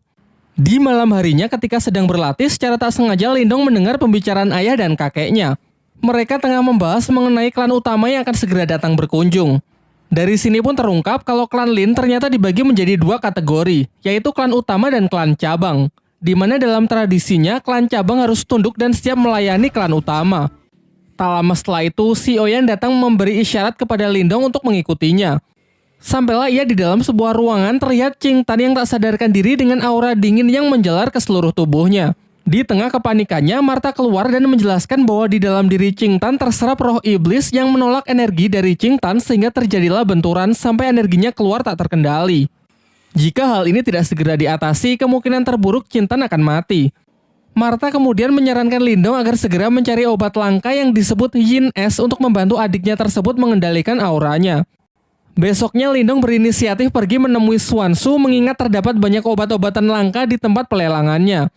Sesampainya di sana, Xuanzu menyambut baik Lindong dan memberinya sebuah obat langka yang disebut buah iblis merah sebagai hadiah atas keberhasilan Lindong mencapai kekuatan spiritual tingkat ketiga yang dinilai begitu cepat. Tak lupa Lindong menanyakan mengenai pil Yin Es, namun sangat mengecewakan karena Xuanzu mengaku bahwa ia tak mempunyai obat selangka itu. Xuanzu kemudian merekomendasikan obat alternatif yang memiliki khasiat sama yang bernama air liur iblis naga yin. Ia menambahkan bahwa obat itu bisa Lindong temukan di pegunungan Tanyan, sebuah tempat yang disebut makam kuno Ranah Nirwana. Dan baru-baru ini ia mendengar kabar bahwa 4 klan besar yang salah satunya adalah klan utama dari klan Lin juga mengirimkan orang-orangnya untuk memeriksa tempat tersebut. Setelah mengetahui hal itu, Lindong pun segera pergi dan bertekad untuk pergi ke sana. Sesampainya ia di rumah, ia mengecek kembali kondisi Qing Tan yang sudah sedikit membaik. Namun untuk bisa sepenuhnya menyembuhkan penyakit dari adiknya tersebut, ia tetap harus pergi ke makam kuno untuk menemukan obatnya. Martha pun sepakat untuk membantunya dengan syarat jika di sana terdapat sesuatu yang bisa memulihkan jiwa iblisnya, Lindong harus membantu mengambilnya. Di tengah pembicaraan mereka, di luar Lindong mendengar keributan. Ternyata kerusuhan ini datang dari seorang perwakilan klan utama dari klan Lin yang menantang para petarung di klan cabang tersebut, yang menurutnya hanya sekumpulan sampah tidak berguna. Menanggapi hal itu, Lindong pun segera naik ke arena untuk menghancurkan kesombongan dari pemuda yang diketahui bernama Lin Chen. Sementara itu, senior dari Lin Chen, seorang wanita bernama Lin Ker, tengah diajak berkeliling bersama kakek Lindong. Dalam pembicaraan mereka, kakek Lindong meminta agar Lin Ker mengikut sertakan Lindong untuk pergi ke makam kuno agar cucunya tersebut bisa lebih mengasah kemampuannya. Pada awalnya, Lin Ker ragu karena beranggapan kalau para petarung di klan cabang tak lebih kuat dari klan utama, sehingga dikhawatirkan hanya akan menghambat perjalanannya saja. Namun secara kebetulan ia melihat Lindong dan Lin Chen yang akan bertarung, sehingga hasil pertarungan mereka akan ia jadikan sebagai bahan pertimbangan. Kembali ke arena dengan penuh percaya diri, Lin Chen pun menantang Lindong bermaksud menunjukkan kekuatan dari klan Lin yang sesungguhnya. Di awal pertarungan, Lindong berusaha menjaga jarak untuk menganalisis gaya bertarung serta level dari lawannya terlebih dahulu. Setelah mengetahui lawannya tipe petarung jarak dekat, ia menyerangnya menggunakan pedang yang ia kendalikan menggunakan kekuatan mental dan berhasil menjatuhkan Lin Chen keluar arena.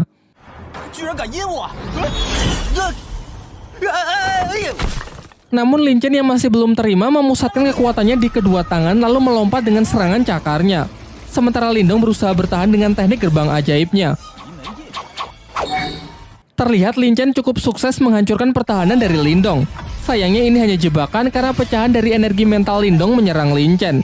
Pertarungan berakhir dengan teknik Borkeong membuat Lin Chen terpaksa untuk menyerah. Di sisi lain, Lin Ker yang cukup terkesan dengan bakat luar biasa dari klan cabang akhirnya sepakat untuk mengajak Lindong ikut serta dalam ekspedisinya ke makam kuno. Singkat cerita, keesokan harinya Lindong pun berangkat dengan mengajak Si Oyen ikut serta dalam rombongan klan utama ke makam kuno. Di tengah perjalanan ia melihat banyak mayat-mayat yang berserakan ulah dari para bandit.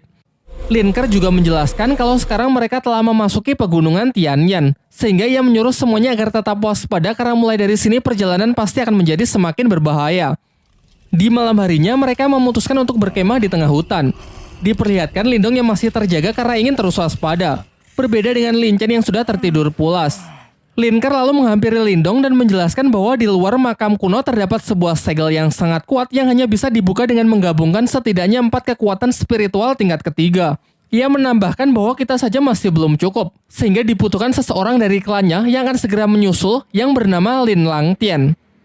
Seketika ekspresi Lindong pun langsung berubah karena Lin Langtian adalah orang yang dulu pernah mengalahkan ayahnya.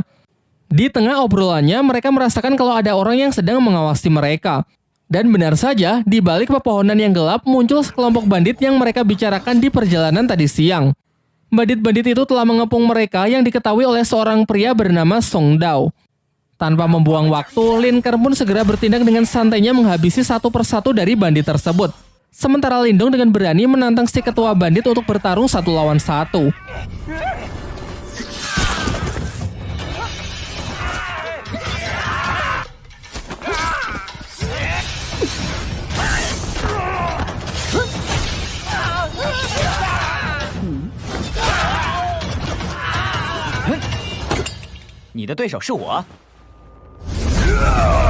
Song Dao pun melancarkan serangan dengan teknik yang ia sebut tinju harimau penghancur. Sedangkan Lindong segera merapalkan tekniknya yaitu gerbang ajaib level keempat.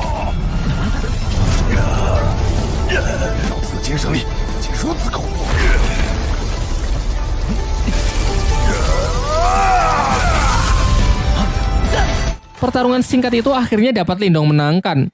Lin Chen yang baru bangun sangat panik saat tahu kalau mereka baru saja diserang. Mendengar ceritanya dari Lin Ker, ia tak percaya kalau Lindong lah yang telah mengalahkan ketua dari para bandit itu sendirian, mengingat statusnya yang hanya dari klan cabang. Namun Linkar mengatakan bahwa kekuatan seseorang tidak bisa dinilai dari tingkatan klannya saja. Di pertarungan sebelumnya, Lindong sudah menunjukkan belas kasihannya karena kalau tidak, Lin Chen pasti sudah almarhum. Keesokan harinya, mereka telah sampai di depan makam kuno. Namun mereka tak bisa langsung masuk karena di luar masih ada segel yang sangat kuat. Linkar lalu mengajak mereka ke kamp perkumpulan para perwakilan dari berbagai klan besar yang berpartisipasi dan ikut bersaing dalam rangka mencari harta karun di makam kuno. Seperti yang sudah dijelaskan sebelumnya, diperlukan 4 kekuatan spiritual tingkat tinggi untuk bisa membuka segel di jalur masuk makam kuno. Untuk itulah dibutuhkan pemimpin dari setiap perwakilan klan yang salah satunya adalah Lin Langtian. Dan setelah menunggu cukup lama, akhirnya tibalah Lin Langtian dengan menunggangi burung phoenix-nya. Tak lama setelah itu nampak kilatan petir yang ternyata adalah perwakilan dari klan Wang yang bernama Wang Yan. Dilanjutkan dengan hadirnya perwakilan dari klan Qin yang bernama Qin Shi. Terakhir datang seorang gadis bunga teratai bernama Hingsu yang menjadi satu-satunya perwakilan yang datang sendirian. Lindong yang merasakan aura hebat dari keempat orang di hadapannya benar-benar terkesan dan merasa kalau dirinya masih belum ada apa-apanya. Setelah semuanya berkumpul, mereka berempat pun secara bergantian menyerang segel penghalang makam kuno tersebut dan berhasil menghancurkannya. Sesaat setelah jalan menuju makam kuno terbuka, tanpa membuang-buang waktu, mereka pun segera bergegas masuk untuk berlomba-lomba menemukan harta karun di sana. Sesampainya di dalam, di sana terdapat banyak jalur yang bisa dilalui. Lindong pun memilih jalur yang berbeda dari rombongan Linkar karena mengikuti saran dan arahan dari Martha. Setelah cukup lama berlari, ia sampai di sebuah pintu yang dilindungi oleh energi mental. Pada awalnya Lindong ingin menghancurkannya secara fisik, hingga Martha menyarankannya untuk membukanya cukup dengan mengalirinya menggunakan energi mental.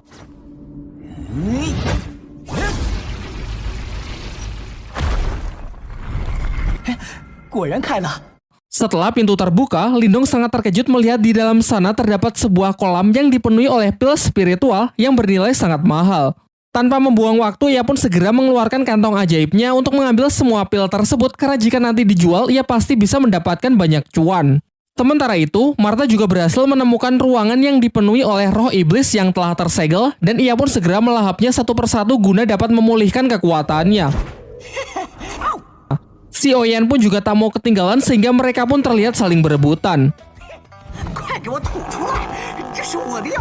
Di saat asik-asiknya panen mutiara roh iblis, tiba-tiba dari balik pintu terdengar suara beberapa orang dari klan Wang yang ingin menerobos masuk. Martha yang masih belum puas dan ingin memakan roh iblis lebih banyak lagi, menyuruh Lindong menahan pintu tersebut menggunakan energi mentalnya untuk beberapa saat.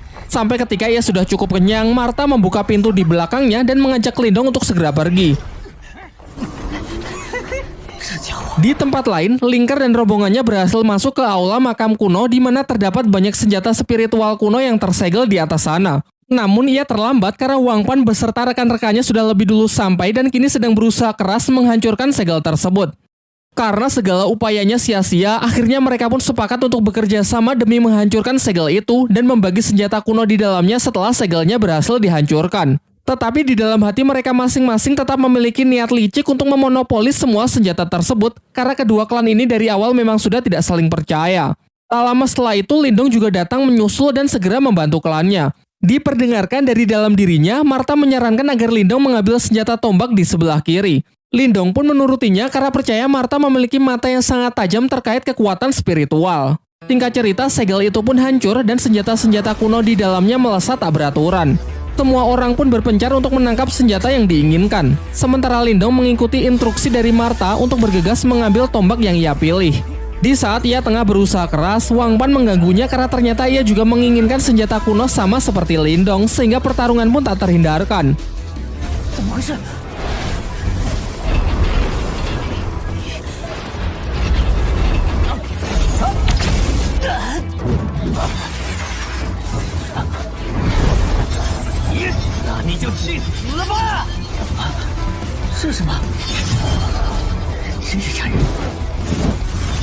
Akan tetapi Lindong lebih diuntungkan karena Martha yang berada di pihaknya turut membantu mengatasi serangan putaran roda emas yang dilancarkan oleh Wang Pan. Sampai akhirnya Lindong pun berhasil menangkap senjata kuno tersebut dan langsung meneteskan darahnya ke batang tombak agar tombak itu bisa mendapatkan tuannya. Sementara Wang Pan yang sangat kesal segera menyerang Lindong dengan kekuatan penuhnya. Namun dapat Lindong tangkis dengan senjata barunya yang memiliki nama tombak pencakar langit.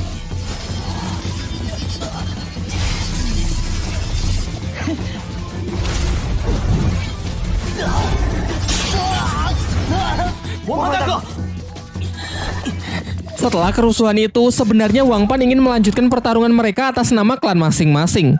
Namun ketika tahu Lin Ke juga berhasil mendapatkan salah satu senjata kuno legendaris sehingga kecil kemungkinan pihaknya bisa menang, akhirnya ia pun bersedia pergi dan menarik seluruh rekannya untuk mundur. Kemudian Lin Ke mengajak Lindong bergabung dengan rombongannya untuk menemukan harta karun paling berharga di makam kuno. Tetapi Lindong menolaknya dengan alasan ingin berkeliling sendirian saja. Singkatnya, setelah cukup lama berjalan, Lindong malah tersesat di dalam sebuah labirin. Ketika mereka sedang berusaha keras mencari jalan keluar, tiba-tiba saja dinding labirin itu bergerak saling merapat sehingga Lindong pun harus bergegas lari agar tidak terhimpit. Ketika sedang menghadapi jalan buntu, Martha yang curiga kalau ini cuma ilusi menyarankan agar Lindong tetap berlari lurus.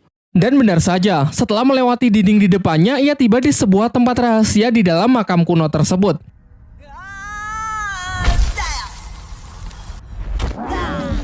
Di sana mereka melihat sebuah patung spiritual namun dalam kondisi yang tidak aktif dan tubuh yang terpecah-pecah. Diceritakan kalau patung spiritual termasuk ke dalam senjata kuno yang dapat dikendalikan oleh orang yang memiliki energi spiritual tingkat tinggi.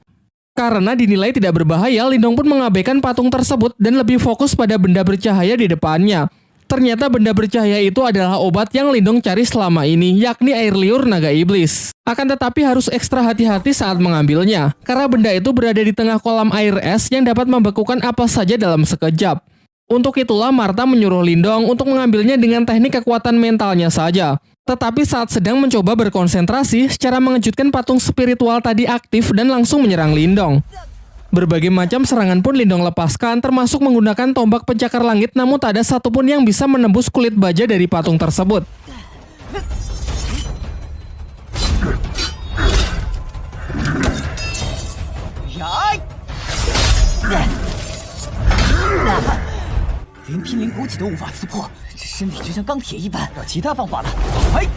Sampai Lindong baru menyadari bahwa inti energi dari patung spiritual tersebut tepat berada di belakang kepalanya.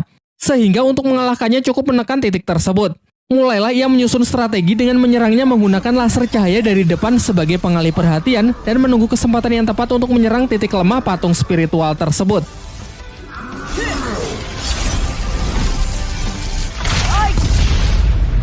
Setelah berhasil melumpuhkan si patung spiritual, Lindong kembali berkonsentrasi dan berhasil mendapatkan air liur iblis naga yang bisa ia gunakan untuk mengobati Ching Tan. Saat akan pergi karena sudah berhasil mendapatkan apa yang ia cari, tiba-tiba patung spiritual yang jauh lebih kuat jatuh tepat di belakangnya. Namun Martha sudah memastikan kalau patung yang satu ini benar-benar dalam kondisi yang sedang tidak aktif karena energi di dalamnya sudah habis. Ia kemudian menyuruh Lindong untuk mengalirinya dengan energi spiritual miliknya agar patung ini bisa menjadi miliknya dan nanti dapat ia manfaatkan dalam berlatih. Merasa misinya telah terselesaikan, Lindong pun ingin segera pergi keluar dari makam kuno namun malah tersesat di hamparan lava panas akibat mengikuti arahan dari Martha yang sok-sokan tahu jalan. Karena sudah terlanjur sampai sejauh ini, mereka pun berniat pergi ke seberang lautan lava untuk melihat kuil dari si pemilik makam kuno. Ia kemudian menyuruh si Oyen untuk menunggunya di daratan karena menyeberangi tempat ini menurutnya akan sangat berbahaya. Dan benar saja, di saat sedang menyusuri lautan lava, dari dalam lava muncul sesosok ular api raksasa yang langsung menyerang mereka.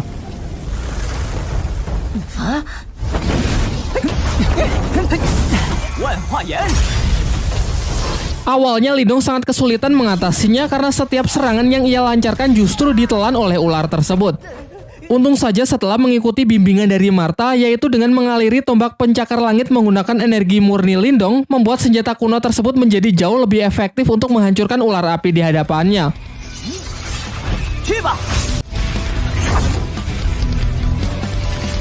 Sayangnya setelah satu ular dapat ia hancurkan, muncul lagi ular lain yang seakan tak pernah ada habisnya. Terhitung sudah 9 kali ia mengalahkan si ular api yang membuat tenaganya kini semakin terkuras. Sampai akhirnya di ular api yang ke-10, Lindong mulai berpikir bahwa kemungkinan lautan lava ini hanyalah sebuah ilusi sama seperti labirin sebelumnya. Ia pun kemudian memberanikan diri untuk terjun ke dalam lava meskipun sangat beresiko karena jika dugaannya salah dan lava ini benar-benar nyata, maka tubuhnya akan langsung hancur tak bersisa. Pertaruhan nyawa itu pun akhirnya dimenangkan oleh Lindong karena lautan lava ini ternyata benar-benar hanya ilusi untuk merahasiakan keberadaan kuil si pemilik makam kuno di bawah sana. Ketika ia menengok ke atas, terlihat Ling Langtian beserta 2 ketua klan lainnya masih terjebak di dalam ilusi lautan lava dan berhadapan dengan ular api raksasa. Singkat cerita, Lindong bersama Martha masuk ke dalam kuil tersebut dan menemukan benda paling berharga di makam kuno, yaitu jantung nirwana. Ketika sedang mengagumi aura hebat yang terpancar dari dalam benda tersebut, Qingsu datang dan mengungkapkan kalau ia sangat terkesan dengan kemampuan Lindong yang bisa menemukan tempat ini lebih cepat dari yang lain. Di sini Lindong sadar akan kemampuannya yang tak akan punya kesempatan untuk bisa menang melawan si gadis teratai tersebut, sehingga ia lebih memilih mengalah membiarkan Qingsu mengambil jantung nirwananya. Lagi pula sedari awal Lindong memang hanya mengincar air liur iblis naga saja untuk mengobati adiknya. Diperlihatkan dengan kekuatan energi spiritualnya, Qingsu berusaha menghancurkan pelindung dari jantung nirwana sehingga terjadilah benturan hebat yang sanggup menggetarkan tempat tersebut. Sesaat setelah berhasil melabur jantung nirwana, Qingsu segera menyerapnya untuk memulai proses penyatuan ke dalam dirinya.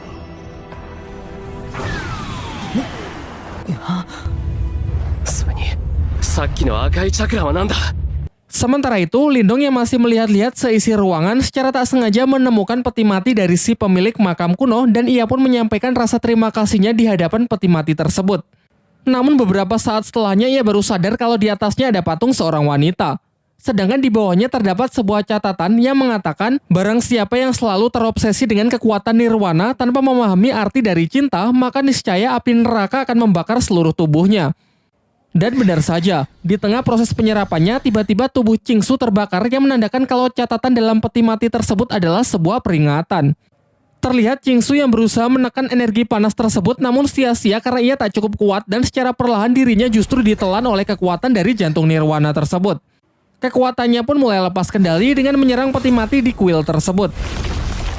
Ia kemudian menuduh Lindong sudah tahu resikonya sejak awal dan menjebaknya dengan sengaja membiarkan dirinya mengambil jantung nirwana. Lindong pun berusaha menjelaskan kalau dirinya juga baru tahu setelah membaca catatan di dalam peti mati si pemilik makam kuno. Dengan sisa kesadarannya, Qingsu meminta Lindong untuk meminjamkan inti energi spiritual miliknya guna menyeimbangkan luapan energi yang tak terkendali tersebut. Ia berjanji kalau nanti akan ia ganti berkali-kali lipat. Namun Martha melarang Lindong dengan mengatakan jika Lindong menyerahkan inti energi spiritual miliknya, maka kekuatan dari latihannya selama ini akan musnah begitu saja dan mustahil bisa dipulihkan lagi. Takut akan hal itu, Lindong pun segera bergegas keluar kuil, namun Qingsu mencegahnya dan berniat mengambil inti energi Lindong secara paksa. Di tengah keributan mereka, tiba-tiba muncul sesosok pria misterius yang ternyata adalah sisa jiwa dari si pemilik makam kuno yang bangkit kembali setelah peti matinya dihancurkan. Pada awalnya si pemilik makam kuno mengira kalau Qingsu dan Lindong adalah pasangan kekasih. Namun mereka langsung menepisnya dengan mengatakan kalau mereka baru saja bertemu. Ternyata jawaban itu membuat si pemilik makam murka dan menekan Qingsu yang nampak ingin membunuh serta mengambil kembali jantung nirwananya. Dari sini diketahui kalau kekuatan jantung nirwana hanya bisa diserap oleh pasangan kekasih saja. Tanpa ikatan tersebut, siapa saja yang mencoba memilikinya pantas mati. Martha yang menyadari kalau orang di hadapannya sangat kuat segera menyuruh Lindong mengambil kesempatan ini untuk melarikan diri. Akan tetapi Lindong yang tak sampai hati meninggalkan Qingsu yang hendak dibunuh memutuskan untuk kembali dan memohon kepada si pemilik makam kuno agar nyawa gadis teratai tersebut diampuni. Melihat keberanian Lindong, amarah dari si pemilik makam pun mulai mencair dan beralih mengagumi Lindong yang rela berkorban demi gadis yang padahal baru saja ia kenal. Ternyata hal ini mengingatkan kepada dirinya di masa lalu yang melakukan hal yang sama kepada wanita yang belum lama ia temui. Singkat cerita, ia pun memutuskan untuk mengampuni Qingsu dan memberikan jantung nirwana kepada mereka berdua dengan mengikat mereka ke dalam ruang energi untuk memulai proses penyerapan. Di waktu yang bersamaan, Ling Langtian dan yang lainnya sangat terkejut karena lautan lava di hadapannya tiba-tiba berubah menjadi air biasa. Sehingga kini tak ada halangan lagi untuk mereka bisa menemukan dan memasuki kuil kuno dari makam tersebut. Kembali ke tempat Lindong, si pemilik makam yang melihat senjata Lindong sangat terkesan karena tombak pencakar langit yang dulu merupakan miliknya kini berhasil diwarisi oleh Lindong. Sementara itu diperlihatkan jiwa Qingsu dan Lindong berada di sebuah dimensi yang dipenuhi bunga diiringi musik romansa persis seperti di film-film India. Sampai ketika proses itu telah selesai, nampak mereka yang tak sadarkan diri di tengah sebuah padang bunga berpegangan tangan dengan senyum yang terukir di wajah mereka masing-masing.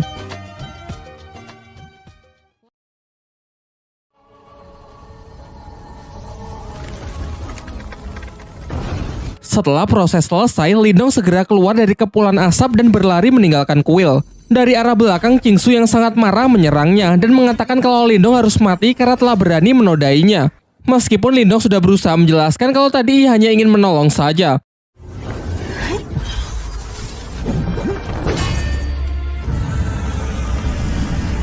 Ketika Qingsu sudah berhasil mencekik Lindong dan nyaris membunuhnya, ia teringat perasaan hangat saat bersama Lindong yang membuat hatinya perlahan mulai luluh. Di tengah keributan tersebut, Ling Langtian beserta dua ketua tim lainnya sudah sampai dan langsung menerobos ke dalam kuil untuk mengambil jantung Nirwana. Dan tentu saja benda tersebut sudah tidak ada.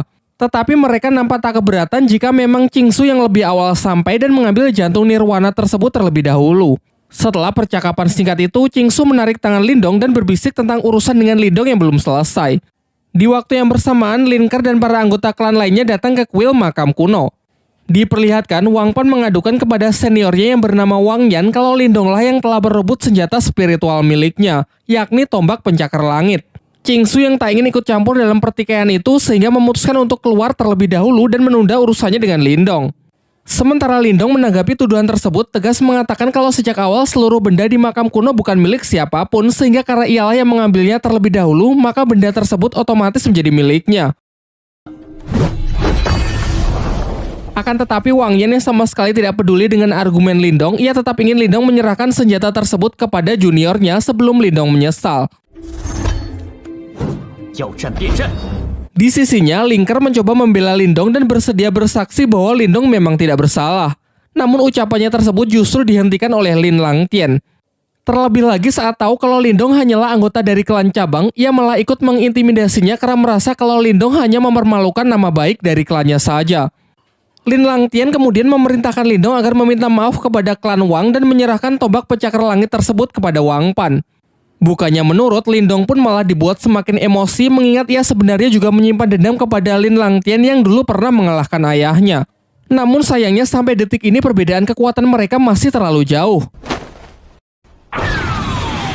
Terlihat hanya dengan hentakan kaki ia bisa mengintimidasi seluruh ruangan.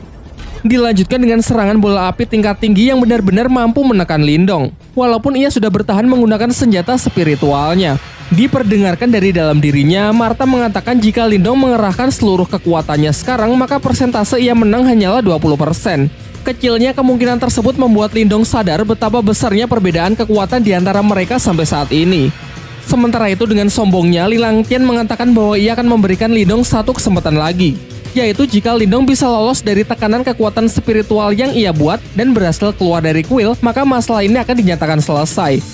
Masih mencoba membantu Lindong, namun kali ini Ling Ke menyarankan agar Lindong menyerah saja karena tak mungkin ia bisa menahan tekanan spiritual dari Ling Langtian. Namun Lindong mengabaikan peringatan Ling Ke dan masih percaya diri untuk menerima tantangan tersebut. Mulailah ia merapatkan energinya dan perlahan berjalan keluar aula. Lin Langtian pun juga tak mau kalah dengan memperkuat tekanan yang ia berikan. Nampaknya tekanan kekuatan mental ini memang jauh lebih kuat dari apa yang pernah ia rasakan saat berada di dalam pertarungan menara. Tetapi meskipun tubuhnya kini sudah dipenuhi dengan luka, sedikit pun Lindong tetap tidak berhenti bergerak. Melihat usaha bocah di depannya yang sangat keras, Ling Langtian tak lantas menunjukkan belas kasihannya. Ia justru kembali meningkatkan cengkeraman tekanan energi mentalnya yang terlihat seperti tangan Susanoo.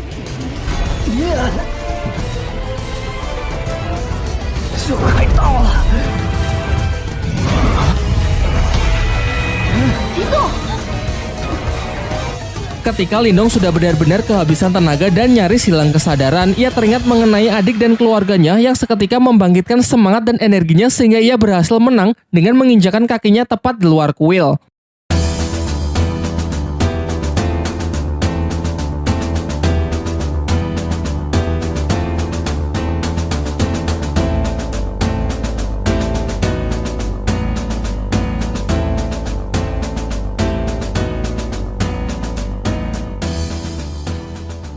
Sebelum pergi, ia mengatakan bahwa kejadian hari ini pasti nanti akan ia balas 100 kali lipat. Sementara di dalam kuil, semuanya dibuat sangat terkejut melihat Lindong yang mampu lolos dari cengkeraman kekuatan mental tingkat tinggi dari Ling Langtian. Singkat cerita, setelah keluar dari makam kuno, Lindong bermeditasi dalam waktu yang cukup lama untuk memulihkan dirinya. Diperlihatkan, emosi Lindong yang meluap-luap ingin segera membalas perbuatan dari Ling Langtian dalam waktu 2 tahun dari sekarang. Namun dengan berat hati, Martha mengatakan kalau 2 tahun saja tak akan cukup karena perbedaan kekuatan mereka yang benar-benar terlampau jauh. Lagi pula 2 tahun lagi pasti kekuatan dari Ling Langtian juga akan meningkat. Seketika dalam keputusasaannya, Lindong teringat dengan lokasi segel kuno saat ia berada di puncak pertarungan menara. Diceritakan jika ia berhasil mendapatkannya, ia akan punya kesempatan untuk menandingi kekuatan dari Ling Langtian.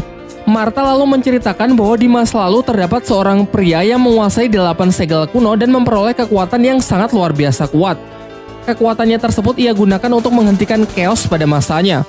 Namun setelah kejadian itu, secara misterius pria tersebut menghilang dan ke-8 segel terpencar ke seluruh penjuru benua. Di saat mereka tengah mengobrol, tiba-tiba terlihat sebuah meteor jatuh tepat ke arah mereka.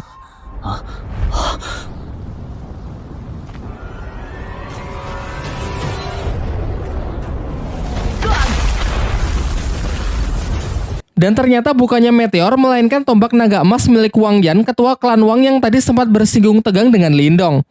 Di sini Wang Yan menyatakan ingin balas dendam dengan membunuh Lindong karena ia masih tak terima kalau orang yang telah mempermalukan dirinya di hadapan semua orang bebas begitu saja.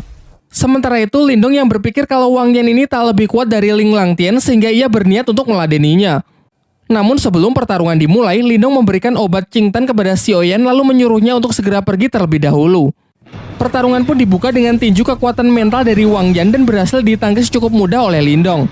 Giliran Lindong yang melancarkan serangannya, yakni laser cahaya. Namun serangannya tersebut tak mampu membuat Wang Yan bergerak satu jari pun. Dilanjutkan oleh Wang Yan dengan serangan balasan super kuat yang ia sebut telapak tangan iblis. Lindong pun bergerak cepat dengan mencoba menahannya menggunakan tombak pencakar langit. Dari sini ia baru sadar bahwa pemilik makam kuno telah menanamkan beberapa teknik rahasia sehingga kini tombaknya menjadi jauh lebih kuat. Akibatnya serangan Wang Yan pun dapat ia pukul mundur, dilanjutkan dengan hantaman keras dari teknik mental transformasi berwujud seekor ikan biru.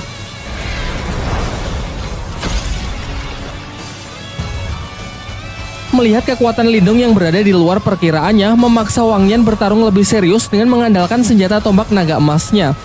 Dan benar saja, dalam sekejap Wang Yan juga mampu melepaskan teknik transformasi kekuatan mentalnya yang berwujud naga emas raksasa. Di sisi Lindong, Martha pun memberikan peringatan keras kalau itu bukanlah serangan yang bisa Lindong tahan dengan hanya teknik biasa. Lantas ia menyarankan agar Lindong mengalirkan seluruh energi spiritualnya ke tombak pencakar langit.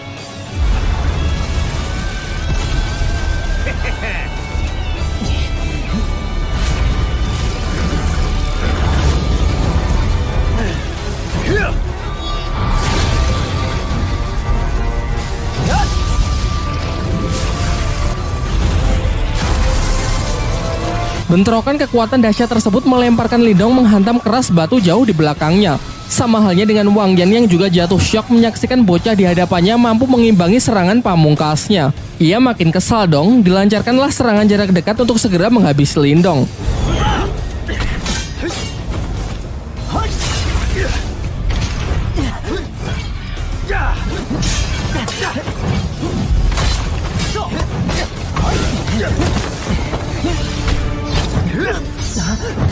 Ketika Wang Yan nyaris menusukkan tombaknya, terdengar benturan keras yang ternyata berhasil ditahan dengan boneka spiritual yang Lindong dapat dari makam kuno sebelumnya.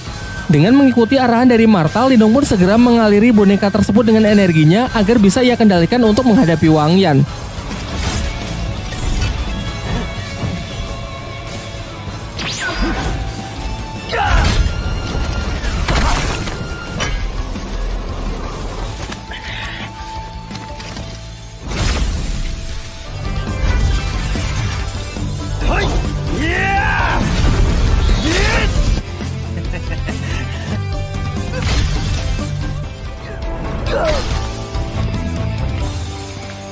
Di saat pertarungan telah berakhir, Lindong berniat langsung membunuh Wang Yan, namun sebuah penghalang ungu misterius mencegahnya. Ternyata penghalang tersebut milik seorang pria parubaya yang bernama Shen Long yang merupakan guru sekaligus pengawal dari Wang Yan. Shen Long pun menjalankan perintah dari Wang Yan untuk segera merapalkan sebuah teknik super kuat yang bahkan tak sanggup ditahan oleh boneka spiritualnya. Inilah definisi kukira Baiwan ternyata bawa kawan, membuat Lindong terpaksa mundur karena tenaganya telah banyak terkuras dalam duelnya melawan Wang Yan.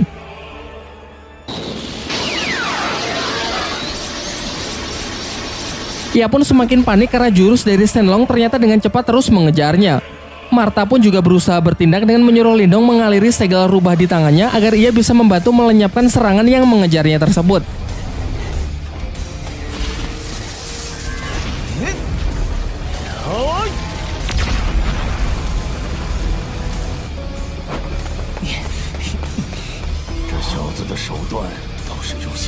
Akan tetapi Shenlong tak lantas membiarkannya pergi begitu saja. Ia pun melancarkan serangan kedua yang jauh lebih kuat dan jauh lebih mematikan.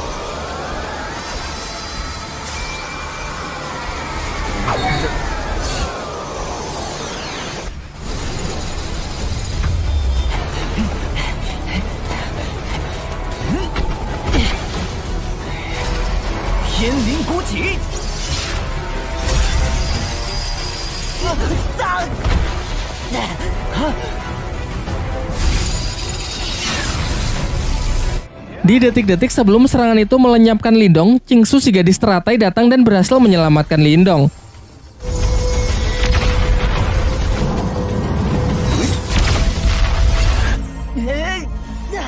Wang Yan yang tahu kalau itu adalah Qingsu memerintahkan agar Shenlong berhenti mengejarnya, karena menurutnya meskipun kita bersatu, kecil kemungkinan pihaknya bisa menang. Singkat cerita, dibawalah Lindong ke sebuah tebing di mana terdapat sebuah pohon sakura besar yang sedang berguguran. Qingsu kemudian menyuruh Lindong agar melupakan semua kejadian di makam kuno dan melarangnya untuk menceritakannya kepada orang lain. Lindong yang merasa sangat kesal berkata apakah ini karena dirinya yang masih belum cukup kuat untuk bisa disandingkan dengan dirinya. Dan pahitnya Qingsu mengiyakan hal tersebut, karena memang level mereka yang terpaut terlalu jauh. Terlebih lagi karena klannya dengan klan Lin juga tak memiliki hubungan yang cukup baik. Namun dari semua kenyataan pahit itu, Qingsu memberinya harapan dengan mengatakan akan menunggu Lindong menjadi lebih kuat. Setidaknya sampai Lindong bisa memenuhi kualifikasi untuk mengikuti sebuah pertandingan yang disebut Konferensi 100 Dinasti. Mendengar hal itu membuat Lindong merasa cukup lega, lalu berjanji bahwa ia tak hanya akan memenuhi kualifikasi, melainkan memenangkan pertandingan tersebut.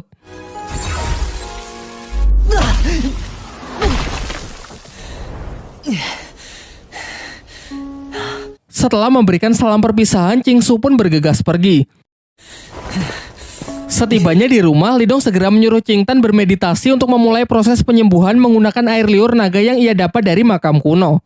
Namun sebelum itu, Martha sempat memperingatkan bahwa roh iblis di dalam diri adiknya tersebut sangatlah kuat, dan jika proses ini gagal, maka kemungkinan terburuk Qingtan bisa mati. Akhirnya proses pun dimulai setelah Lindong berjanji bahwa ia akan menemani dan mengawal adiknya sampai proses tersebut selesai. Ketika benda itu berhasil Qingtan serap, sontak tubuhnya pun diselimuti aura gelap, diikuti oleh ledakan energi yang dalam sekejap membekukan lingkungan sekitar. Seusai seluruh energi dan jiwa iblis yang selama ini bersemayam di tubuh Qingtan keluar, Lindong bergerak cepat untuk membawa adiknya yang pingsan ke tempat yang aman. Baru setelah itu, Lindong pun bertekad kuat melindungi adiknya dan melenyapkan roh iblis tersebut dengan mengandalkan tombak penyakar langit miliknya.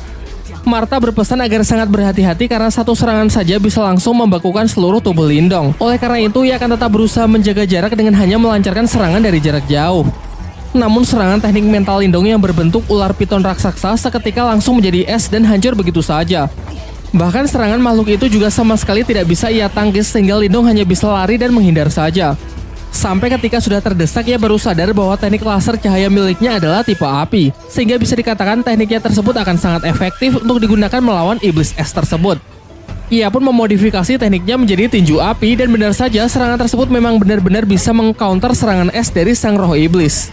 Di akhir pertarungan, Lindong yang telah berhasil menyegel roh iblis itu menggunakan belenggu api, menyuruh Qingtan untuk segera menyerap energi spiritualnya kembali dan memfilter menggunakan obat yang telah ia makan agar kekuatan spiritualnya bisa ia kendalikan. Singkat cerita, proses berjalan lancar dan kini Qingtan telah bisa mengendalikan kekuatannya yang dikatakan sudah hampir setara dengan Lindong. Qingtanmu sangat senang karena sekarang tak lagi hanya menjadi beban, ingin ikut serta pergi berkelana bersama Lindong. Namun Lindong mengatakan bahwa ia akan lebih tenang jika Qingtan tetap tinggal untuk menjaga klannya selagi ia tak berada di rumah. Keesokan harinya bersama Martha dan Xiaoyan, Lindong pun berangkat untuk mencari segel spiritual leluhur demi lebih mengupgrade kekuatannya. Dan tamat.